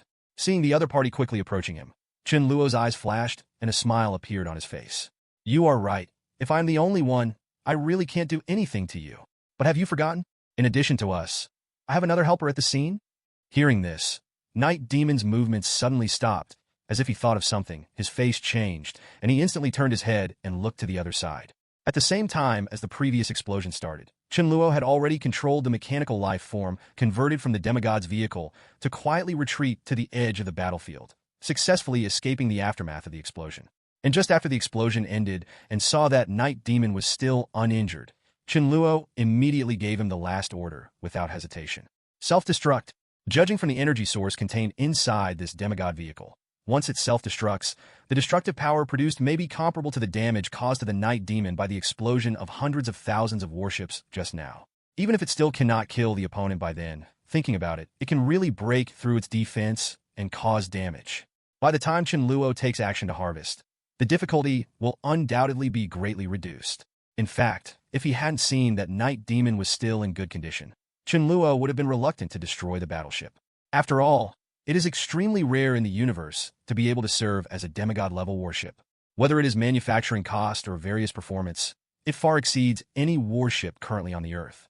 With such a warship, if you want to use it in the future, traveling through the universe, or leaving it to Tony Banner and the others to study, it can play a role in huge amounts of, but the current situation does not allow him to think like this. Although this battleship is precious enough, it is undoubtedly inferior to a demigod like Night Demon. Whether it is the threat it poses to the Earth or the gains Chen Luo can get after killing the opponent, he is not allowed to do so. Failed in this battle. So for this victory, Chen Luo had already been prepared to pay a certain price. With a thought in his mind, just as the Night Demon was about to approach, Chen Luo disappeared again. When he reappeared, he had already arrived next to the last mechanical life form in the field. But what is different from before is that under Chen Luo's order, the fire source on the chest of this living creature now begins to flicker. A destructive energy wave emanates from the body, and the tall body begins to rattle, as if at any time all will disintegrate. Feeling the terrifying aura on the other side, even Chen Luo, who personally gave the order to self-destruct, couldn't help but feel the hair on his back. A deadly sense of crisis emerged from his heart. Not daring to neglect, Chen Luo reached out and touched the other person's body, and then disappeared instantly along with the other person. The next moment, when Chen Luo appeared again, he was already beside Night Demon. Chen Luo, how dare you? Seeing this scene, Night Demon still didn't understand what Chen Luo was thinking. He roared loudly with a look of fright and anger. Gravity surged around his body, wrapping around his body and quickly retreating in the opposite direction. Want to leave? It's too late. Chen Luo sneered. A red light flashed in his eyes, and the next moment, the little divine power left in his body began to be consumed rapidly again. Please give me flowers. It was at this moment that Chen Luo finally used his trump card. Under the influence of the characteristics of the blood-colored divine power, the blood in Night Demon's body began to boil rapidly, as if going berserk, running rampant inside his body, trying to break through the surface of the skin and escape. It was precisely because of the sudden, violent influence of the blood that Night Demon's movements stagnated and his whole body came to a sudden standstill. In order to suppress the abnormal movements in his body, he has now lost the last chance to escape. By now, Chen Luo gave the other party a final smile and then disappeared instantly. Boom! At the moment when he disappeared, at this moment, this mechanical life form finally reached the final moment. The energy source in his chest exploded instantly. As the huge body decomposed, a terrifying torrent of energy instantly erupted in a mighty direction, flooding in all directions. 000 no! Seeing this scene, Night Demon's expression finally changed. He screamed in horror, and then desperately mobilized his ability to block the destructive torrent of energy ahead.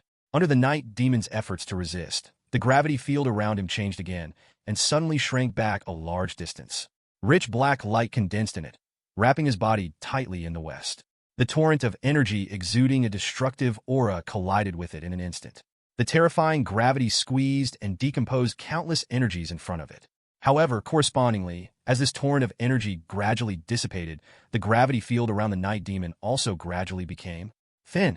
Finally, when the energy completely disappeared, under the fearful gaze of Night Demon, As the divine power in his body was completely exhausted, the divine shield that had been protecting him finally failed to hold on and disappeared silently into the universe. Without the protection of divine power, Night Demon's body began to be covered with a thick layer of frost at a speed visible to the naked eye. The blood in his body gradually solidified, and his body became cold. The next moment, Chen Luo's figure appeared again, without any movement, just watching the other party step by step towards the end of death.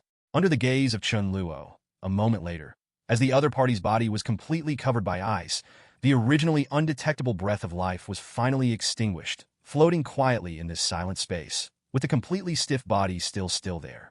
Maintaining the struggling posture before death, it looks weird and shocking.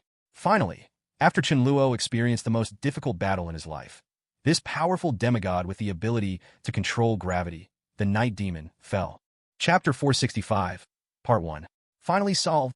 Looking at the corpse in front of him, Chen Luo breathed a sigh of relief.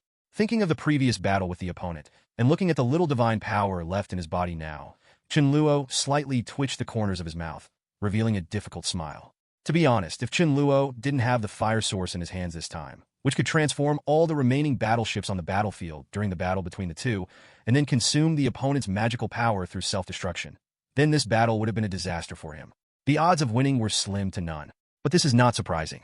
After all, the opponent is a level stronger than Chen Luo in terms of total divine power and the terrifying destructive power of gravity control. It is normal that he is no match for the opponent now. If it weren't for the group of relatives and friends on Earth behind him, I am afraid that after realizing the opponent's strength, Chen Luo would not bite the bullet and continue to fight with the opponent. Since he has the magical skill of teleportation, no matter how strong Night Demon is, it is impossible to keep him. Wouldn't it be safer to wait for him to improve his strength elsewhere, and then wait until his strength exceeds that of the opponent to regain his place? And then, why stay here and fight with each other? But because there were people behind him that he had to protect, Chen Luo had no choice but to do so. Fortunately, he was lucky. In this situation where he was almost certain to lose, he actually found a way out. With hundreds of thousands of battleships and nearly 10 million Chitauri sacrifices, he finally managed to survive. After exhausting the opponent's divine power and losing the protection of the divine power, in the vacuum environment of the universe, the Night Demon can only die with hatred. But if there were not hundreds of thousands of warships during the battle between the two, Chen Luo was really not sure about the outcome of this battle. Fortunately, all this was resolved smoothly in the end. Then in the end, there are only some finishing touches left. Turning his head to look in the direction of the portal, Chen Luo's eyes flashed and he said softly. He was about to leave, but at this moment, Chen Luo stopped. As if he thought of something, turned his head and glanced at the corpse beside him.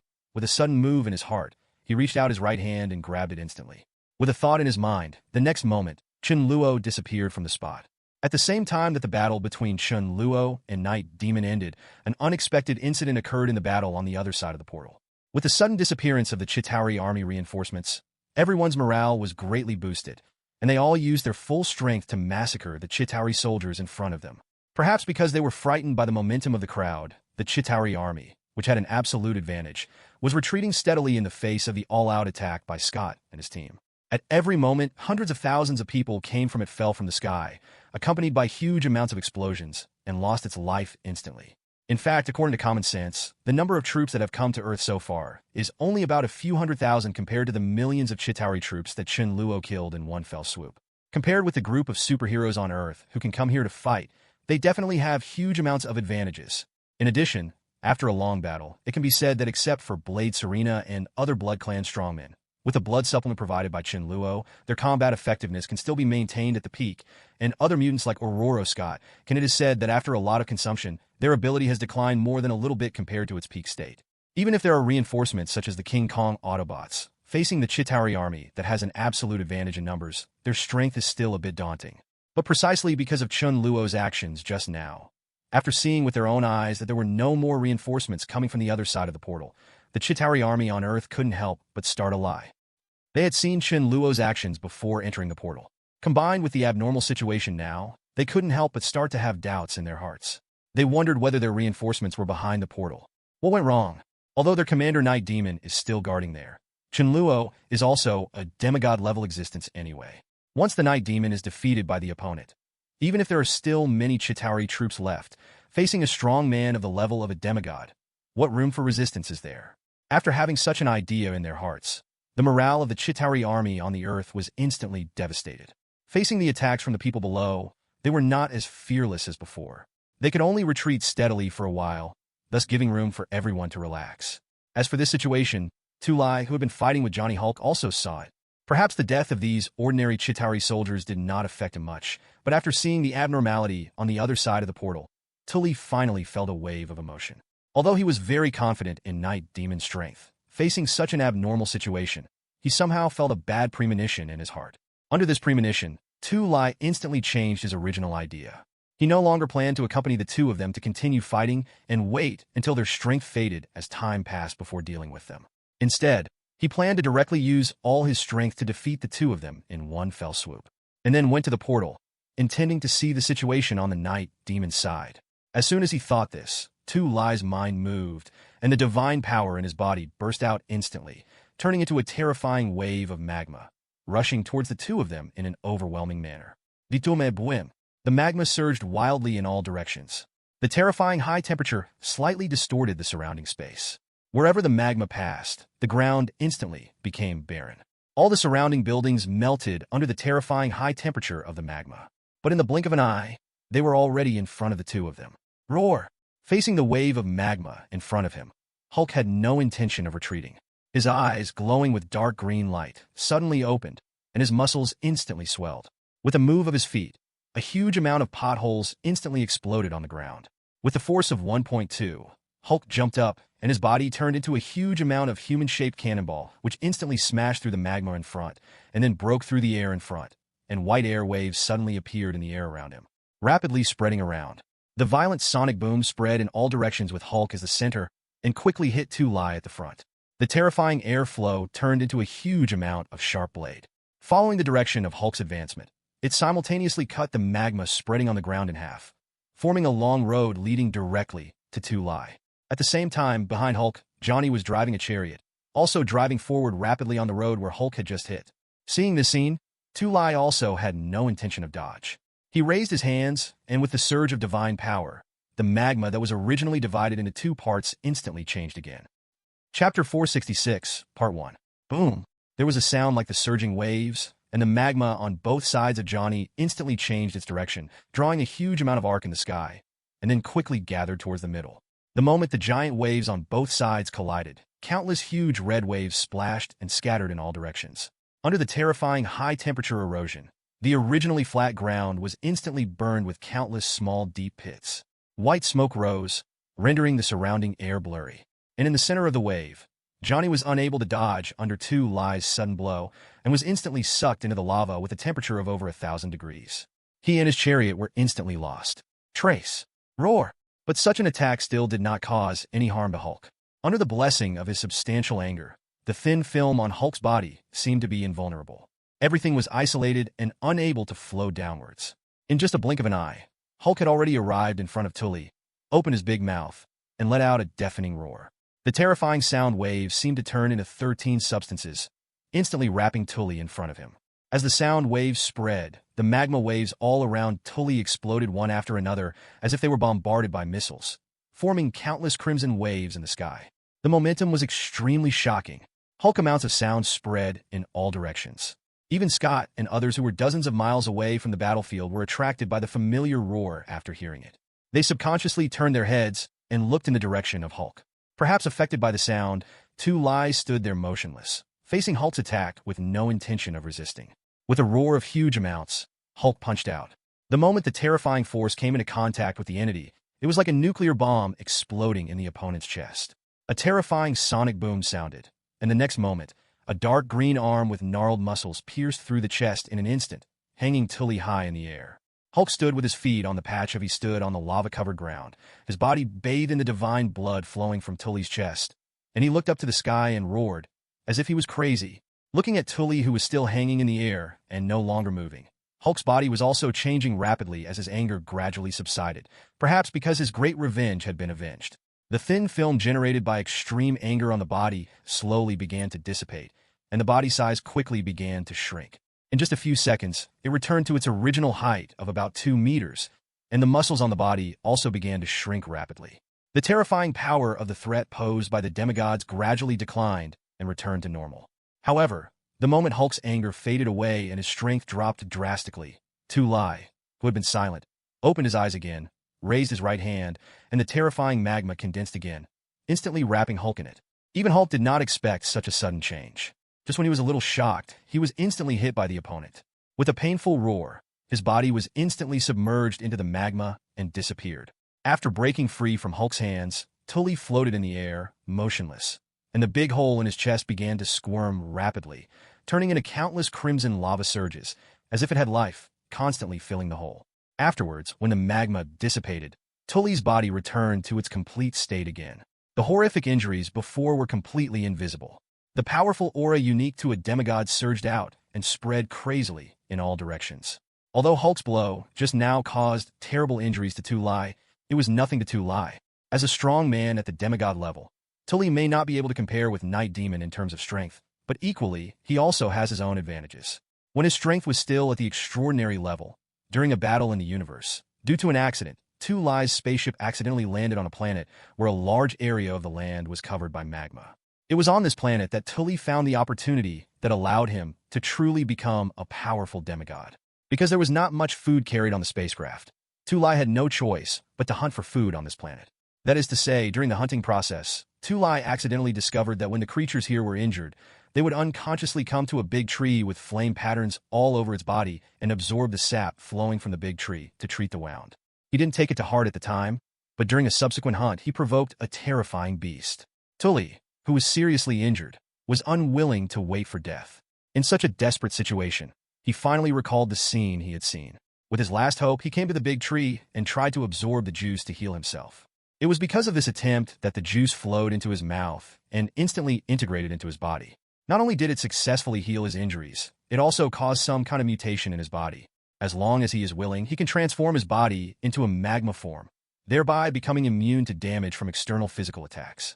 But correspondingly, his ability is not without weaknesses. There is a core somewhere in his body.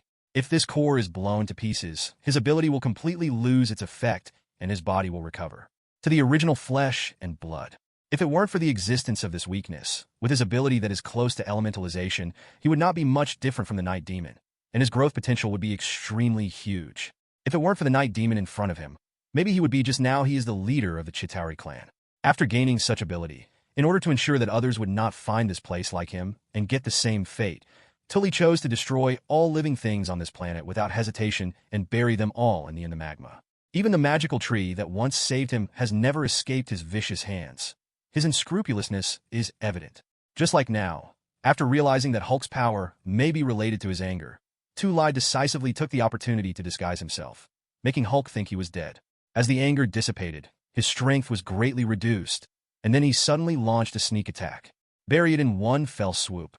Although such a method is indeed a bit disgraceful to him as a demigod, it is nothing to Tully. As long as he can achieve his own goal, he will not care about other people's opinions, as long as he can win in the end.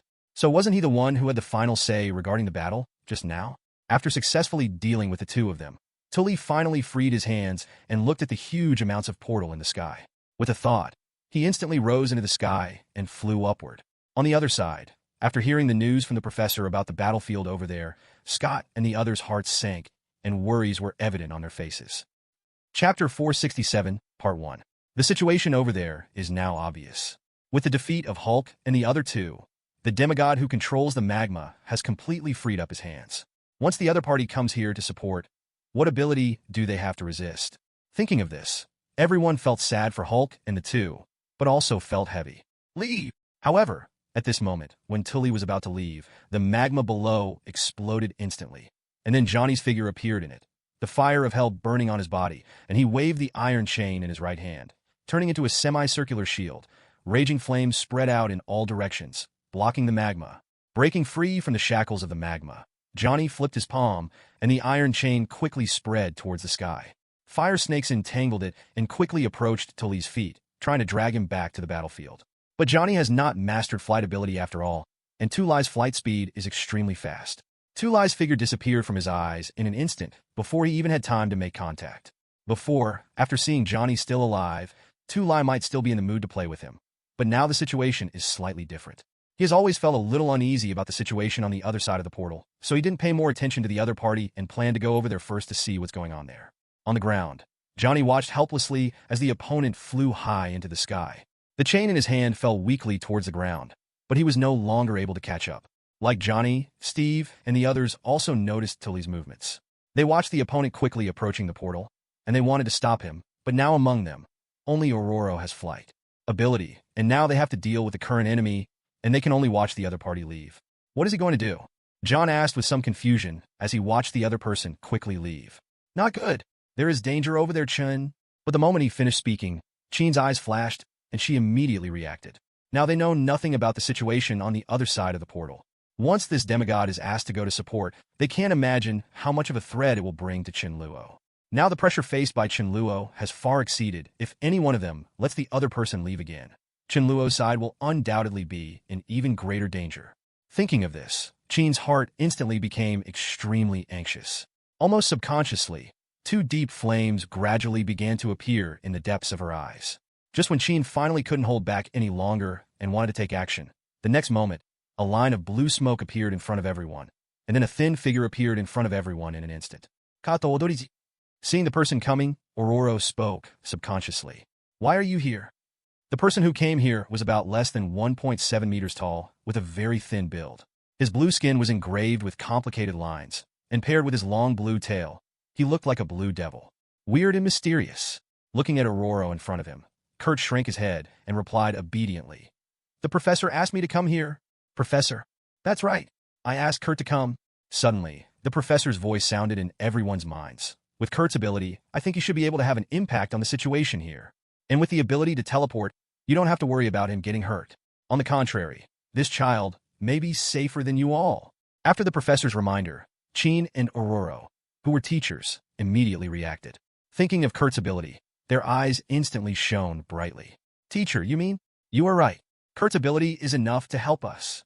And now that demigod, maybe only this child has time to catch up. Hearing this, everyone frowned slightly, and their eyes showed some confusion. But before they could ask, the next moment, the professor's voice sounded in Kurt's mind. Go on, kid, the next step is up to you. In response to the professor's words, Kurt nodded without any surprise. He looked at everyone with a somewhat young and immature face and gave them a look of relief. Then he suddenly stopped in place with a thought. As early as when Kurt came here, the professor had already completed the communication with Johnny. The reason why they found each other is because they have no other choice now. Thor and Tony are fighting with two other demigods respectively, and they have no time to care. And there was Hulk who could threaten the strength of the demigods.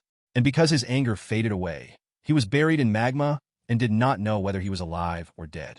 In addition, Chen's group's physical strength has been greatly depleted and they are no longer able to fight anymore. Therefore, the only one who still has the ability to hold the opponent back is John Deere. With such expectations, after seeing two lie quickly approaching the direction of the portal, the professor immediately contacted the other party without hesitation. Knight, do you have any way to stop him? Hearing the voice echoing in the depths of his mind, shrouded in shadows, Johnny's eyes flashed with blazing fire, and he nodded with hesitation. There is a way. What do you need me to do? Upon hearing this answer, the professor suddenly became energetic and replied immediately. Find a way to get me close to him. Also, don't let me be exposed to the sun. Understood. After the exchange, the professor immediately got in touch with Kurt. After all, the only person who could catch up with Tulai in time could only do it with the ability to teleport, so even if he knew that Kurt should not set foot here like this at his age, after seeing the battlefield, the professor finally made up his mind. After hearing what the professor said, Kurt nodded in agreement without hesitation. The moment he disappeared, his eyes subconsciously looked towards the sky behind him. When he saw the figure in a steel battle suit struggling with Loki there, worry flashed in Kurt's eyes, and then was quickly replaced by determination. But in just a blink of an eye, Kurt appeared in front of Johnny in the next moment. Seeing the way the visitor appeared, Johnny reacted immediately. With a thought in his mind, the flames on his body quickly gathered into his body. He nodded slightly to him and said in a deep voice, "Let us start." Seeing this, Kurt didn't say anything more, grabbed Johnny's shoulders with both hands, and disappeared with him in an instant. The next moment, just as Tully was about to reach the portal in the sky, a shadow appeared in front of him. Before he could react, Johnny pounced and hugged him tightly in an instant. Look into my eyes. Chapter 468, Part 1. Almost at the same moment, below, after hearing the news from the professor, Aurora's eyes were instantly shrouded in white, and the sky was covered with clouds, which just blocked the sunlight above Tully. With a terrifying roar, Johnny instantly entered the Ghost Rider form without the restraint of sunlight. The flames in his eyes were like two deep whirlpools flowing in them, as if they were trying to suck the human soul into them. Before he could react, Tully and Johnny looked at each other. Eyes of repentance, hair sun. Ah! A shrill howl sounded, and Tully's figure froze, and his consciousness instantly fell into chaos. Then he could no longer control it, and fell violently from the sky. With the ability of the Eye of Repentance, it is a sure kill when facing existences below demigods. However, for a strong person at the level of a demigod, Johnny's current strength is not enough to completely destroy them. Although the fire of hell is a power at the same level as the demigod power. Correspondingly, in order to exert its full power, Johnny still needs to grow further and reach a whole new level. But even so, the ability of the Eye of Repentance caused huge amounts of damage to Tully's soul. As his consciousness fell into chaos, even the power in his body began to run rampant. As he fell toward the ground, countless magma surged out of his body uncontrollably, wrapping him inside and forming a huge amount of red meteor that crashed straight down. Boom! With the sound of huge amounts of impact, in an instant, a raging wave of magma erupted, and the magma spilled all over the sky, forming countless tiny red waves that spattered around, eroding the ground into countless tiny holes, and then gradually cooled down. Dissipate. In the center of a layer of thick white smoke emitted by magma, there was a huge hole with a diameter of about tens of meters. Tully's figure appeared at the bottom, holding his head in his hands, his face ferocious, and he kept letting out bursts of painful roars. He keeps squirming. Looking at his current performance, how can he still have the momentum from before? At the same time, in front of Aurora and the others, a blue smoke appeared in the air, and the next moment, Kurt appeared in front of them with strong electricity. Just before Tully fell to the ground, Kurt's quick eyesight and quick hands immediately came to Johnny and disappeared with him, thus avoiding the fate of being covered by Tully's lava. Seeing the two people, everyone asked eagerly, "How's it going? Is it solved?" Johnny, who returned to his human form, took a breath with some difficulty, thought about it for a moment, and finally slowly shook his head. "No, my power can only trap him for a period of time at most. When the power of hellfire dissipates, that is when he wakes up again." After hearing this answer, everyone's expressions suddenly changed. Although they had expected it, they couldn't help but feel a hint of disappointment in their hearts. "Then let's—" Before he finished speaking, the next moment, a familiar voice suddenly sounded from behind everyone. "That's enough." Hearing this voice, everyone was stunned for a moment, then slowly turned their heads. When they saw the familiar figure behind them, a look of surprise appeared on Chen's face, and they couldn't help but exclaimed, "Chen, are you back?" Facing everyone's gaze, Chen Luo nodded with a smile, put the frozen corpse aside, and said, "I have already dealt with the Chitauri army on the other side of the portal. All that's left now is the finishing work here." After a pause, and looking at the joy on everyone's faces, Chen Luo's face darkened, and he said seriously, "But now I still need some time to recover my strength. The battle just now was a bit exhausting. I still need—" Boom! Before he finished speaking, Chen Luo's expression suddenly changed, and he turned to look at the sky. From Chen Luo's perspective, in the sky 100 miles away from everyone, accompanied by a terrifying cold current, a flash of lightning flashed away and quickly fell into silence. Almost in just an instant, this cold current instantly enveloped the Duke's huge amounts of body, forming a huge iceberg about several kilometers in size, falling towards the ground. Under the erosion of the terrifying cold, even a steel body, like the Duke, became extremely fragile in an instant. The moment it just touched the ground, under the powerful backlash, the iceberg and the Duke instantly turned into countless tiny pieces, BDFB. Small ice crystal fragments dye the earth white, looking beautiful and magnificent. After a long and fierce battle, facing the existence of the demigod level, this mechanical life form that had just been transformed by Chen Luo finally couldn't hold on and fell. Besides the Duke, Thor and Serena in the sky were also feeling very uncomfortable at the moment. Thor, who was standing at the front as a human shield, was already covered with thick frost, turning his beard and hair white, and a terrifying chill eroded his body. With the divine power in his body reaching the bottom, Thor could no longer ignore the invasion of the cold. While his movements became stiffer, his body gradually became bruised, and his breathing became heavier. Mjolnir, which was originally light in his hand, now became as heavy as mountains are difficult to even mention. As Thor gradually becomes unable to resist, Serena, who is behind Thor and has been using her ability to create countless wind blades and attack forward, is now being targeted by Andre, who has freed her hands, making her even more embarrassed. At the same time, his body began to be faintly covered with frost. Seeing this scene, Chen Luo suddenly became anxious and wanted to step forward to rescue him. However, looking at the almost dry power in his body, he could not even initiate a teleportation, let alone be able to pull Serena from that statue. Saved from the hands of demigods. Quickly turning his head to look at Kurt and Johnny, Chen Luo said eagerly, "Johnny, can you use your trick again?" Johnny had no hesitation and immediately replied, "With my current physical strength, I can still use it for the last time. That's enough." Chen Luo turned his eyes and looked at the childish little boy in front of him. He patted the boy's shoulder gently and said softly, "Kurt, good boy. I'll leave it to you from now on, just like what you just did. Saying, as long as you can succeed this time, then leave the rest to me." Looking directly into Chen Luo's eyes, Kurt's eyes gradually became firm again.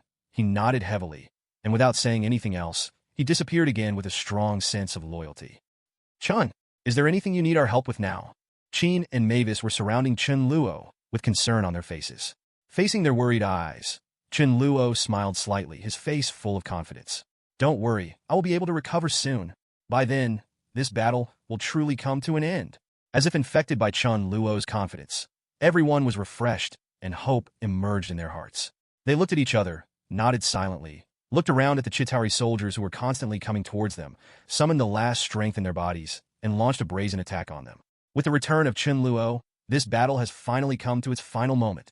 Chapter 469. Part 1. Boom! Lasers, energy cannons, circular shields, psychokinesis. Everyone's power exploded together, forming terrifying attacks that flew in all directions, and then landed accurately on the airships flying in front. Explosions sounded one after another, and countless steel wreckage was wrapped in flames, falling powerlessly towards the ground. But at the moment when Chen Luo was about to approach, an invisible wall of psychokinesis instantly emerged around Chen Luo, excluding all influences from the outside world. King Kong waved his fist to block the giant whales swimming around in the sky, not letting them approach Chen Luo's direction at all. At the same time, Steve, Scott, Bobby, Blade, the Autobots, and Qin all surrounded Chen Luo in the center. Although their physical strength was greatly consumed in the long battle, they still held on for the last breath, desperately squeezing everything they had, blocking the tide of Chitauri soldiers, and silently waiting for Chen Luo to return to his peak state, thus won the final victory in one fell swoop. On the other side, the Chitauri army seemed to feel something, and their offensive became more and more fierce. Hundreds of thousands of troops that originally covered the entire Manhattan area flew in the direction of everyone. Under the influence of such huge amounts of numbers, the entire sky turned black for a while, and just looking at it from a distance gave people a full sense of oppression. Facing such a massive Chitauri army, with their current physical strength, it is still a problem for Qin and the others to be able to barely resist, let alone defeat the opponent. There is only one reason why they are still gritting their teeth and persisting. Behind them, Chen Luo is the hope in everyone's hearts. With absolute trust in Chen Luo, they firmly believe that as long as they can persist for a while and wait until Chen Luo fully recovers, then the victory in this battle will definitely belong to them. It was with the blessing of this belief that a force seemed to emerge from the already exhausted people, supporting them to continue fighting, forming an indestructible barrier to firmly protect Chen Luo. At this moment, Chen Luo has no time to care about everything in the outside world.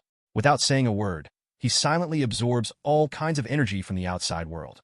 Through the energy conversion ability, he transforms it into flames, releasing bursts of high temperature to provide energy for the people under his feet. The body thawed. Soon, watching Night Demon's frozen body gradually become softer, the blood that had condensed into ice in the body also slowly melted under the high temperature and began to flow through the blood vessels with difficulty. Feeling the various changes in Night Demon's body, Chen Luo's eyes flashed with light, and his heart became more and more anxious. On the other side, in the battlefield on Thor's side, just when Thor finally couldn't hold on any longer and looked at Thor, who had almost lost the power of resistance in front of him, Andre sneered and was about to kill him. The next moment, Kurt suddenly appeared in front of him with Johnny, and then it was a repeat of the same trick. Before the opponent could react, Johnny pounced and hugged him tightly. "Look into my eyes." As the Eye of Repentance was activated, Andre's soul was caught off guard, and the fire of hell poured into him instantly. Under the severe pain, Andre suddenly let out a shrill scream and then fell helplessly towards the ground. Like Tully before, after being burned by the fire of hell, Andre's divine power also fell into a state of rage. A terrifying cold wave surged past, and his body turned into a huge amount of ice ball, which hit the ground heavily. Fortunately, Kurt already had experience at this time, and he moved Thor, Selena, and the other three before they fell, and landed safely. Seeing the person coming, Thor, who had long been unable to hold on, softened and collapsed to the ground. He didn't even have time to say a few words. His eyes went dark, and he fell in a coma instantly. Serena stood there with some difficulty, her body swaying slightly. She took a few deep breaths to calm down and then turned to look at Kurt, doubts appearing in her eyes. "Who are you?" Because she has never been to the academy before, Serena's knowledge of the mutant group is very limited, and except for Chen and Aurora, others like Scott and others learned about it in the battle just now. So naturally, he didn't know anything about Kurt, who had just arrived to support him. Facing Serena's sharp eyes, Kurt lowered his head subconsciously and said nothing. "It was Chun who asked us to help."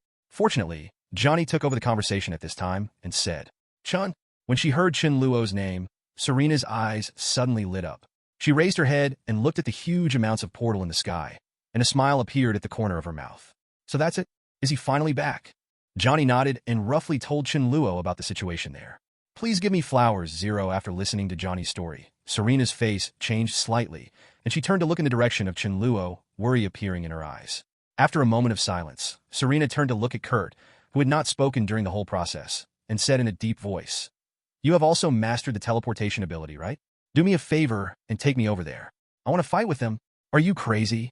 Johnny, who had already returned to human form, opened his eyes wide and said loudly, "In your current state, what is the difference between going to the past and dying?" Regardless of the fact that in the battle with Andre, just now, Thor was the well-deserved main force, and Serena mostly played a supporting role. But even so, after personally participating in the battlefield between demigods, Serena also needed to take on huge amounts of stress. After that battle, she was not only injured in many places, but because most of the blood in her body was consumed, she did not even have the strength to recover and regenerate. Even her own ability was greatly weakened. In terms of overall strength, she could only competing with Steve, and this is without the shield. Zero. If such a force wants to participate in the battlefield on Chen Luo's side, I'm afraid they will be torn into pieces by the Chitauri army. Serena was naturally very clear about Johnny's words, but even so, her face was as firm as ever. Her eyes were always looking in the direction of Chen Luo, and she spoke calmly. "I know everything you said, but so what? If Chen succeeds in the end, then he will definitely protect me. If he fails in the end, then let me be buried with him. Anyway, no matter what, I have to be by his side during this last part of the journey." Johnny's tone paused. The expression on the other person's face gradually became complicated. There was silence for a moment, and then he climbed up from the ground with some difficulty. The moment he raised his head, a deep firelight flowed in the depths of his pupils. "Child, take me there with you." Looking at the battlefield where Chen Luo and his party were, Johnny grinned, and the fighting spirit surged through him again. "After all, I still owe that guy a favor that I haven't repaid yet." Hearing this, Kurt was stunned. His eyes flashed from Serena to the other two. An inexplicable light flowed in his eyes, and he nodded heavily without hesitation. "Okay, I got it." Chapter 470, Part 1. Damn, these monsters are really tough. Chen Luo and his party were in the center of the battlefield. As countless Chitauri troops surged in from above, the battle here became more and more intense. Another dazzling laser beam flashed across the sky, and along with a large number of terrifying explosions, dozens or hundreds of airship wreckage turned into huge fireballs, falling from the mid-air like rain. The laser dissipated, and before Scott could take a breath, the sky, which had become slightly brighter, was once again covered by more Chitauri troops, and it was so dark that it didn't seem to be decreasing at all, as if it was endless. Embarrassingly dodging the energy beams shooting from all directions, Steve said nothing and raised the shield in his hand in the air. From time to time, he raised his other arm and raised the weapon he had taken from the Chitauri soldiers, constantly pulling the trigger 533 and launching an attack on the black crowd in the sky. With his superb marksmanship, although a Chitauri soldier was killed every few seconds, such killing efficiency was undoubtedly a drop in the bucket compared to the hundreds of thousands of troops. "Natasha Romanoff, how are you doing?" Through the headset, Steve asked Natasha Romanoff loudly what was going on there. Because of the previous assignment, Natasha Romanoff is still near the Rubik's Cube on the top of the start building. Before, they wanted her to find a way to close the portal as soon as possible in case there were other reinforcements coming behind the door. But after Chen Luo returned successfully and brought back the news that all the Chitauri troops behind the portal were killed, Natasha Romanoff's mission was a name only, and there was no need to continue executing it. But just when she was about to leave the building and join Steve and his party, the Chitauri army still on the earth seemed to sense something and gathered in the direction of Steve and his party. With such a large number of troops operating on a large scale, Natasha Romanoff had to hide herself in advance to prevent being discovered by these Chitauri troops. With her strength, she might have a certain chance of winning if she faced more than a dozen soldiers, but now there were hundreds of thousands of soldiers in front of her. If the other party found out at this time and chose to attack her, then there is absolutely no chance of her surviving. It is precisely because of understanding this that Natasha Romanoff hid in Tony's original penthouse apartment, motionless, with no intention of going out. Through the broken wall in front of her, she looked at the steady stream of Kitas gathering in the direction of Chen Luo and others. Rui Dajuan's eyes were full of worry. "I'm fine here. They haven't found me yet." Chen Luo's figure appeared in his mind, and Natasha Romanoff's worried voice sounded. "How are you doing there? How can I help?" "Don't worry, we can still hold them off for a while. Natasha Romanoff, you don't have to leave there. Pay attention to the situation on the Rubik's Cube at all times. Don't forget that Loki may go back at any time. Once the opponent returns, you must not let him get close to the Rubik's Cube." Hearing this, Natasha Romanoff's face gradually became serious. She nodded heavily and said solemnly, "I understand." Although she was willing to go over and help, Natasha Romanoff also understood that with her strength, even if she went over, it would not have much effect. On the contrary, she might cause trouble at any time. Instead of doing this, it would be better to stay here and monitor Loki's situation at all times. If the other party really comes here, she can delay it for a while. And the reality is exactly what they thought. After seeing Tully and Andre fall one after another, Loki's face suddenly twitched as he was still fighting with Tony, and a bad premonition suddenly emerged in his heart. He wanted to get rid of the entanglement between the two of them and quickly return to the Rubik's Cube, but under the desperate obstruction of Tony and the others, he was unable to escape for a while. At the same time, under Kurt's teleportation, Serena and Johnny suddenly appeared next to everyone. Before they could speak, they immediately joined the battlefield and blocked the army from moving forward. With the addition of these two new forces, coupled with the continuous cooperation of distant professors, and Kurt's use of teleportation ability to support everywhere, Chen and his party suddenly burst out with unprecedented combat effectiveness. Tenacious and Zeta, who kept coming around. Rui's army is in a stalemate, preventing them from making any progress. But human potential is limited after all. After several consecutive outbreaks and reckless use of their abilities, as time went by, the abilities of mutants such as Chen and Aurora were finally completely exhausted, and they could no longer launch powerful attacks to cause harm to the Chitauri army. With the mutant strong men unable to participate in the war, the only ones who can still fight are the Blood Clan strong men such as Serena Blade and others, and the Autobots who still have some remaining strength because they later participated in the war. But even they, in such continuous high-intensity battles, have consumed a lot of blood energy and now have very little strength left. If they want to resist the tide-like Chitauri army in front of them again, it is already difficult. The mind is full, but the strength is not enough. Boom! Energy beams like raindrops shot down from the sky. King Kong, who was at the front of the team and resisting the front line, suddenly roared in pain. Huge amounts of hundreds of dense holes were shot out of his body in an instant, and a large amount of blood flowed out of the holes, gathered into small rivers and flowed down the body, forming a huge amount of blood pool on the ground, which looked extremely miserable. King Kong. But that's just the beginning. Immediately afterwards, thousands of energy beams emerged, instantly covering the group of Autobots beside King Kong. Under the attack of these energy weapons, parts of most of the Autobots suddenly flew everywhere, and a large number of limbs were broken. They fell to the ground one after another, no longer able to resist. The last fresh force fell, and the seemingly indestructible defense line collapsed in an instant. Facing the Chitauri army that was gathering from all directions, everyone who could no longer release any ability felt their hearts sink, and there was a deep despair. Emerging from the heart. "Chun, are you okay yet?" Watching the other party approaching step by step, Steve's shoulder was inadvertently brushed by the beam, and blood was flowing all over his body. Steve finally couldn't hold back and shouted loudly, "Huh!" Before Chen Luo could answer, Loki, who was not far away and was paying attention for the whole 4.7 seconds, finally couldn't hold it back and laughed with excitement on his face. "You have no chance. The final winner is still belong to me. This world will eventually surrender to me. I, Loki Odin, will be the new king of this planet." Not always.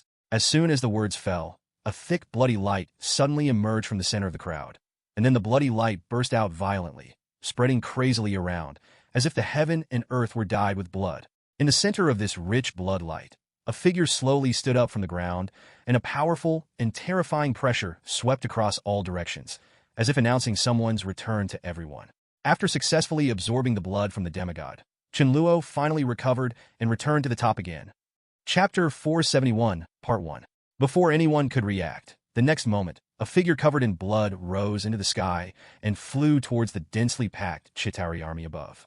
Then, The bloody light that was originally emitted quickly began to shrink, and in just a few blinks, it condensed into a huge bloody sickle about 3 meters long, which was held in Chen Luo's hand. With a thought in his mind, the teleportation ability started to activate instantly, and he flew towards the dark crowd around him. The next moment, the sky was instantly shrouded in blood. When I looked up, I saw that countless figures of Chen Luo suddenly appeared. They raised the blood-colored sickles in their hands high, accompanied by thick, blood-colored halos, and headed towards him. Smash it at the target in front of you. Just a cursory look, Chen Luo's figure at this moment is no less than the hundreds of thousands of Chitauri troops in the sky. They are densely packed and stretch as far as the eye can see, as if hundreds of thousands of duplications have appeared out of thin air, covering the entire sky. It seems that extremely shocking. This kind of operation was only possible after Chen Luo waited for the blood in Night Demon's body to melt, and then drank it through the transformation of the blood cup. Not only did his body's divine power quickly recover, but it also increased by a further 17%. If he had changed before, with his ability, it was extremely difficult to achieve this step. After successfully killing a powerful demigod like Night Demon, combined with the demigods he had hunted before, the total number has reached double digits. With the fall of these demigods, because of their divine power characteristics, Chen Luo's divine power has also been improved by huge amounts of. If he was just a novice who had just entered the demigod level before, now, in terms of accumulation of divine power, he is no longer weaker than veteran demigods like Tully Andre. To describe it more accurately, if demigods have levels, Chen Luo has now crossed over to the elementary level and has officially reached the medium level. Compared to the elementary level demigods, the divine power in his body is even more abundant at this moment. It has increased by 10 times, and both strength and battery life have been improved by huge amounts of. It is precisely because of this that Chen Luo can go one step further in the use of teleportation ability, dividing himself into thousands in just 1 second, and launching an attack on the hundreds of thousands of Chitauri troops around him at the same time. Because the time was too short before Chen Luo's figure disappeared, another figure appeared from elsewhere in the next moment, and finally achieved the effect of duplication.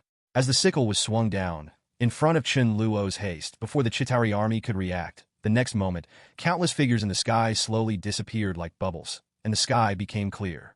Finally, when Chen Luo reappeared, he raised his head and looked at the black figure in the sky, like a tidal wave. He didn't say anything, just held the sickle in his hand upside down, turned around, and walked step by step in another direction. Before he could take a few steps, a series of explosions exploded from the sky, as if starting a chain reaction. Before anyone else could react, the originally dark sky was instantly enveloped in a dazzling fire. A huge sea of fire that stretched for hundreds of miles appeared in the sky. Heat waves rolled, and thunderous sounds sounded one after another, and the sound was extremely shocking. The explosion lasted for about several minutes. As the explosion ended, the debris wrapped in flames in the sky fell towards the ground one after another, like meteors, streaking across the sky and falling to the ground one after another. The dilapidated streets and surrounding buildings were destroyed again, completely surrounding the Miaoli area, with everyone surrounded and completely destroyed in 10 days. But such an attack had no impact on Qin and the others, because at the moment when countless meteors fell from the sky, a shield emitting blood-colored light instantly appeared around everyone, firmly protecting them. Even if there is debris falling down in this blood-colored shield containing energy transformation, as soon as it comes into contact, the blood light will ripple, and all the energy contained in the debris will thermal energy, potential energy, are all absorbed by it, and then used to strengthen its own defense, causing no harm to it at all. As for the remains that had lost their energy, the flames covering their bodies dissipated instantly and rolled down weakly on the surface of the shield. They fell quietly around the shield, and there was no more movement. Finally, when all the flames in the sky dissipated, the dark sky suddenly became brighter.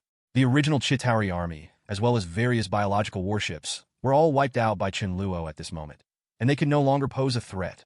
At this moment, less than a few minutes had passed since Chen Luo recovered, and in the process, it only took less than a few seconds from Chen Luo's departure to the moment he took action, and he defeated the entire Chitauri army that seemed invincible in one fell swoop.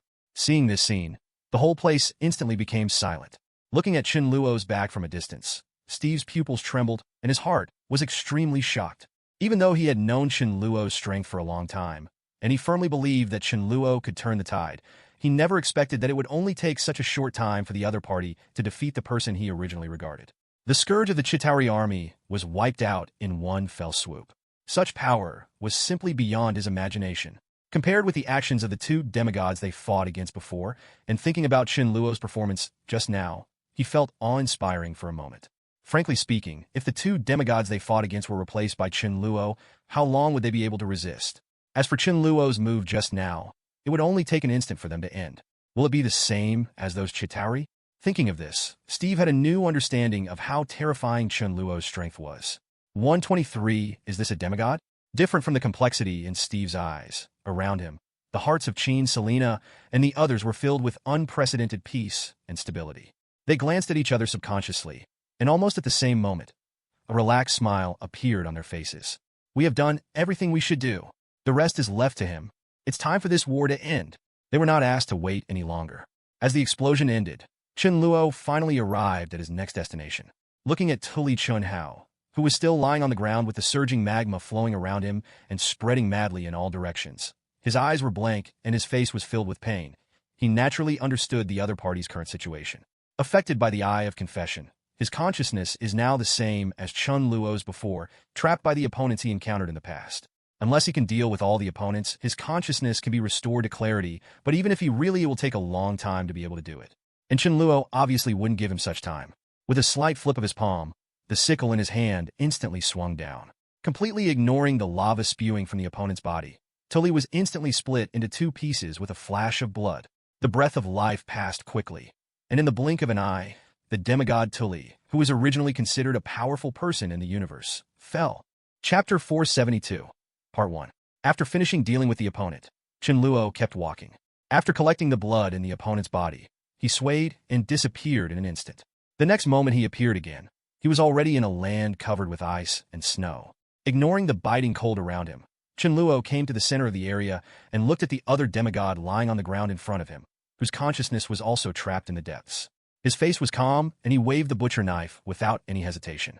A piercing bloody light streaked through the air, and the next moment, Andre, the last strong demigod of the Chitauri clan, fell. He also collected the divine blood in the opponent's body. Looking at the crystal luster in the blood cup, Chen Luo nodded slightly, with a satisfied smile on his face. Although he no longer needs this blood to restore his strength, after all, it is the blood essence extracted from the strong demigods. If it is absorbed by Serena and the others, it will definitely increase their strength by huge amounts. If it would be great to be able to reach the critical point of the extraordinary level and see the opportunity for the demigod to break through. Definitely, Chen Luo also knows that such a chance is very slim, but there is always a contingency. Even if he cannot successfully break through to the demigod, the increase in strength is inevitable. Anyway, there is no loss, so what reason does he have not to go? Pity. At this time, Chen Luo's eyes flashed, as if he thought of something, and he shook his head with regret, his heart full of regret. If he had thought of this earlier, when he killed those demigods, if their blood had also been collected by Chen Luo, more people would have been promoted. Now think about it. He has wasted a lot of opportunities. But it's not too late to wake up now. Thinking about it, there will be Thanos, the real master, who needs to deal with him in the future. In addition to the other party, there will be many other demigods. It's not too late to take action by then. After doing all this, before Chen Luo could make a move, a familiar voice instantly sounded in the depths of his mind. Ding! It is detected that the number of demigods killed by the host meets the conditions, and the hidden mission is completed. Rewards are being distributed. Coming! Hearing this voice, Chen Luo instantly perked up and felt a sense of expectation in his heart. After all, he has not forgotten the hidden mission issued by the system before. As long as he can successfully kill the 5 powerful demigods, his ability will be randomly improved. This is also a quite surprising reward for him. Regarding his own abilities, Chen Luo is confident that no matter which one they are, they all have strong development potential. Once they are promoted to the demigod level, the power they can exert will definitely exceed the current upper limit and reach a new level. Take his energy transformation as an example. If he can raise it to a higher level, then even if he faces an attack containing divine power, he will be able to successfully absorb and transform it in the future. If he can really achieve this step, then he can even be said to be innately powerful. Invincible position. Thinking further, with the characteristics of energy conversion, after absorbing external energy, it can also convert it into various energies. If he can convert it into his own divine power, wouldn't he find a way to quickly increase his own divine power? Shortcut? If his vision can really come true, he might not have to complete the task of killing hundreds of demigods. He can still rely on this ability to grow to the peak of demigods, and the speed might be far beyond his imagination. In addition to this ability, other abilities also have their own characteristics, such as the ability to be favored by darkness. If it can be promoted to the level of demigod, then in the dark environment his strength may be able to reach another level, and he may even be able to use it to fight with others. It's not necessarily possible for demigods with a higher level one to compete. Another example is the ability of the Man of Steel. If it can be improved, then his physical strength will reach a new level again. Maybe even without relying on any ability, he will be able to withstand a nuclear explosion with his body. If it is true, if he can achieve this, what is the difference between him and the Super Chow from another universe? Just as Chen Luo was thinking about it, the next moment, the system's voice sounded again. Random ending. Now select heat sight ability to improve. Ascension begins. Immediately afterwards, a warm current emerged from the body out of thin air, quickly came to Chen Luo's eyes, and wrapped the eyeballs in sea. The warm current was quickly absorbed by the eyeballs, but in just a few moments, the warm current dissipated instantly. As the warmth merged into his eyeballs, Chen Luo felt that his eyes began to heat up at a speed visible to the naked eye, and then quickly turned red. Dazzling light converged in the pupils, and then 2 scarlet lasers instantly ignited. Shoot out! Terrifying heat energy emanated from these 2 rays, and even the air in front seemed to be burned. The air was rapidly distorted, and the surrounding temperature increased at a speed visible to the naked eye. At the same time, the laser remained unabated, instantly breaking through the sky. Clouds shoot towards the outside of the Earth. What a coincidence! At this moment, above Chen Luo, a satellite about several hundred meters high was hanging in space. It happened to collide with the laser beam emitted from Chen Luo's eyes. There was no stagnation at all. The moment the two came into contact, under the terrifying high-temperature erosion, the satellite was instantly melted, like a hot knife cutting butter, split into 2, exploded and disintegrated, and turned into countless fragments, scattered in this darkness. In the universe. But it was not over yet. The laser continued forward, flew hundreds of thousands of miles away, and then hit the moon directly in front.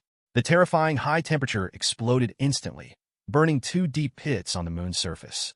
Whole, traveling all the way, crossing from the moon, and continuing to fly towards the universe behind the ball. However, Chen Luo obviously didn't know all this.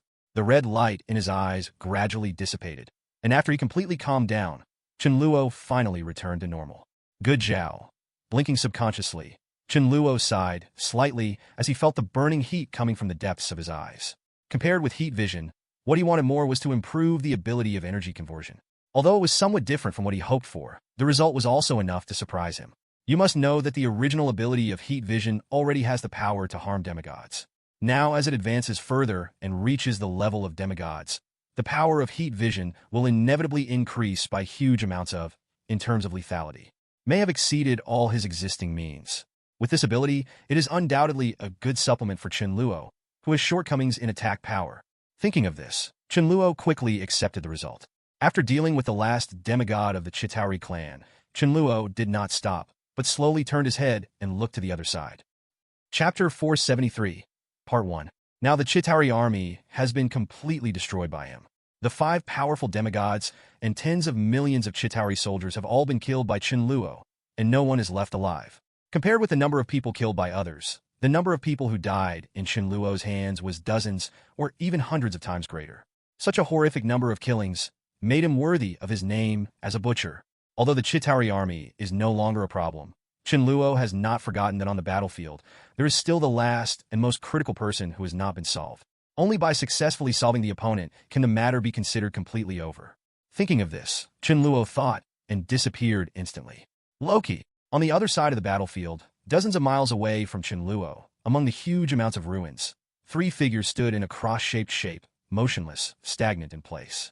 Looking at the sky out of the corner of his eye, Tony raised the corner of his mouth and said with a smile, "You should have seen the current situation. Give up. You have no chance of success now. Surrender as soon as possible. Otherwise, when that guy Chen Luo comes over soon, he won't be as easy to talk to as me." Staring at the 2 people in front of him, Loki looked extremely ugly and remained silent, standing motionless. His mood could be said to be extremely bad at this moment. Originally, the situation on their side was very good for 813. With the portal opening, the Chitauri army was ready to take over the Earth at any time. Hundreds of thousands of battleships spread across the universe, tens of millions of Chitauri soldiers, extraordinary strength of the executioner troops, and the 5 powerful demigods who finally held the battle. Such a powerful lineup was used to conquer a small planet. Earth, in Loki's opinion, is a sure thing. Then the development of things was all as he expected. Even if the strong demigods did not come out, relying on the absolute advantage in the number of troops, Qin Surina and her group who came to support were gradually losing ground, and there was a possibility of failure at any time. Once they fail, and as more and more Chitauri troops arrive, who on earth will be their opponent? Even if Chen Luo comes, Loki is confident that he will never be the opponent of the 5 powerful demigods. And just in case, before opening the portal, he even tried to cause Chen Luo and others to have civil strife, which consumed a wave of Chen Luo and others' strength in advance. Even if they came to participate in the battle, in their current state, facing one's own 5 BHCH demigods who are in good condition, how can there be a chance of winning? However, the development of things afterwards was completely beyond his expectation. First, Andrew was successfully attacked by Chen Luo Thor, and then somehow, Chen Luo returned to his heyday state and rushed directly into the portal to prevent other Chitterine troops from coming. Although the 2 demigods Tuli came later, I don't know what method Chen Luo used to completely prevent more Chitauri troops from coming, cutting off their reinforcements, greatly reducing the pressure on others, and finally persisted return to Chen Luo. Even so, they still have the possibility of winning. After all, in the previous battle with the Night Demon, Chen Luo's divine power has been exhausted again. If they take advantage of his weak state and use Tu Lai's strength, they will definitely be able to defeat him in one fell swoop. It's solved. But just at this moment, another accident occurred. With the cooperation of Kurt and Johnny, and with Johnny's special move, the Eye of Repentance, the last 2 demigods suddenly lost their fighting power and could no longer pose a threat to Chen Luo. But even so, there is still a possibility of victory on their side. As Chen Luo is unable to continue fighting, others are exhausted, and there are still hundreds of thousands of Chitauri troops on their side. If they launch the human sea tactic, Loki is confident that the final victory still belongs to their side. But what he didn't expect was that the others had such perseverance and blocked the rest of the Chitauri army, giving Chen Luo corresponding recovery time, and finally made a comeback. Seeing the remaining Chitauri army being slaughtered by Chen Luo, and the last 2 remaining demigods of the Chitauri clan also falling, Loki wanted to stop it, but due to the full strength of Tony and the 2 of them, in the end, he was entangled by the 2 of them and was unable to go to support.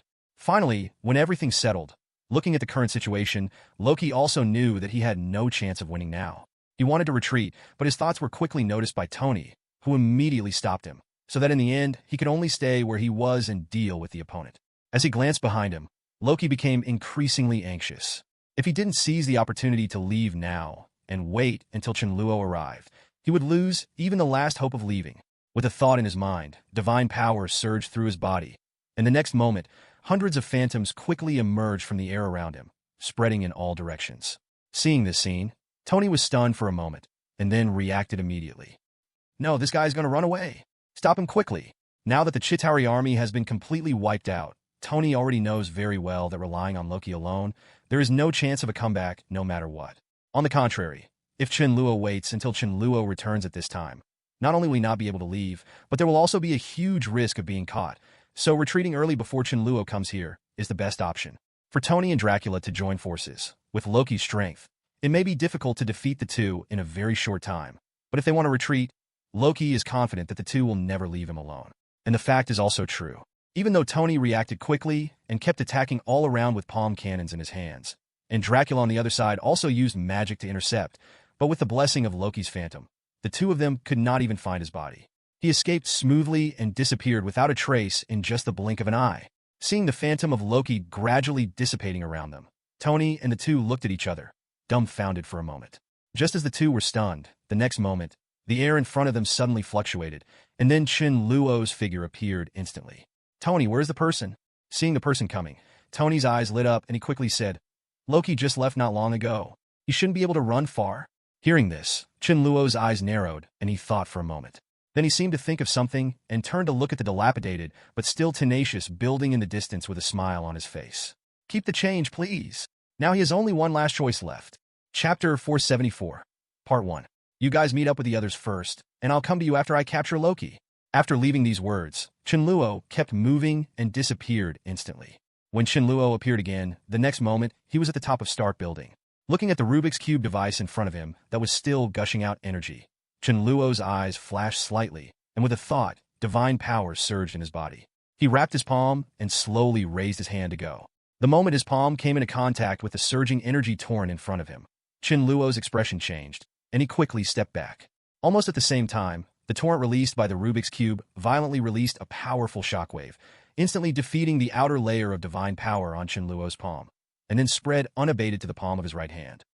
With the influx of Rubik's Cube energy, perhaps because the energy level was too high, Chen Luo's current physical strength was completely unable to bear it. He collapsed and decomposed in an instant. In just a blink of an eye, his entire right hand was separated from his wrist. Disappear everywhere. And this is not over yet. The energy pouring into Chen Luo's palm quickly spreads upward along the palm, trying to destroy his body together and completely evaporate him. After realizing this, Chen Luo's eyes sharpened, and he did not dare to neglect. With a thought, his divine power turned into a bloody sickle, which fiercely slashed across his shoulder. The next moment, Chen Luo's entire right arm was separated from his body in an instant. Then, under Chen Luo's own eyes, the arm was completely decomposed by the energy pouring out from the Rubik's Cube before it even had time to fall to the ground. Open up and dissipate. Seeing this scene, Chen Luo finally looked a little more wary when he looked at the Rubik's Cube in front of him. Although he had long known how powerful Infinite Gems was, perhaps because of his further improvement in strength, Chen Luo suddenly wanted to try to see if he could forcibly shut down the device in front of him with his own power.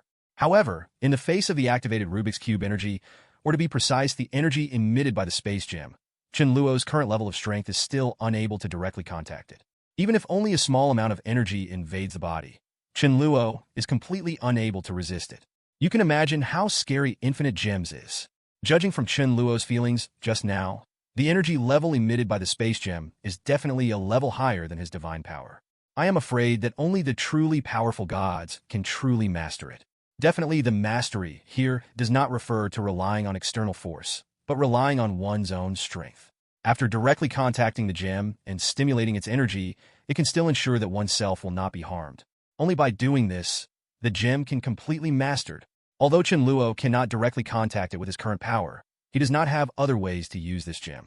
You must know that Chen Luo obtained the Infinity Gauntlet from the Odin Treasure House after going to Asgard, as an artifact that was born without carrying the energy of gems. As long as the gems are embedded in the gloves, Chen Luo can exert the power of the gems through this glove. But this is not what he wants to consider now. If he gets the Space Gem, he still needs to find a way to contact the device in front of him to completely restore the gem to peace. As for how to do this, Chen Luo already had a calendar in mind. Recalling the information he learned in his previous life, the spiritual scepter in Loki's hand naturally fell into his eyes. If you want to destroy the Rubik's Cube device in front of you that is protected by the energy torrent and make the Rubik's Cube fall into silence again, you need to find an object whose energy level is not weaker than the energy of the Rubik's Cube.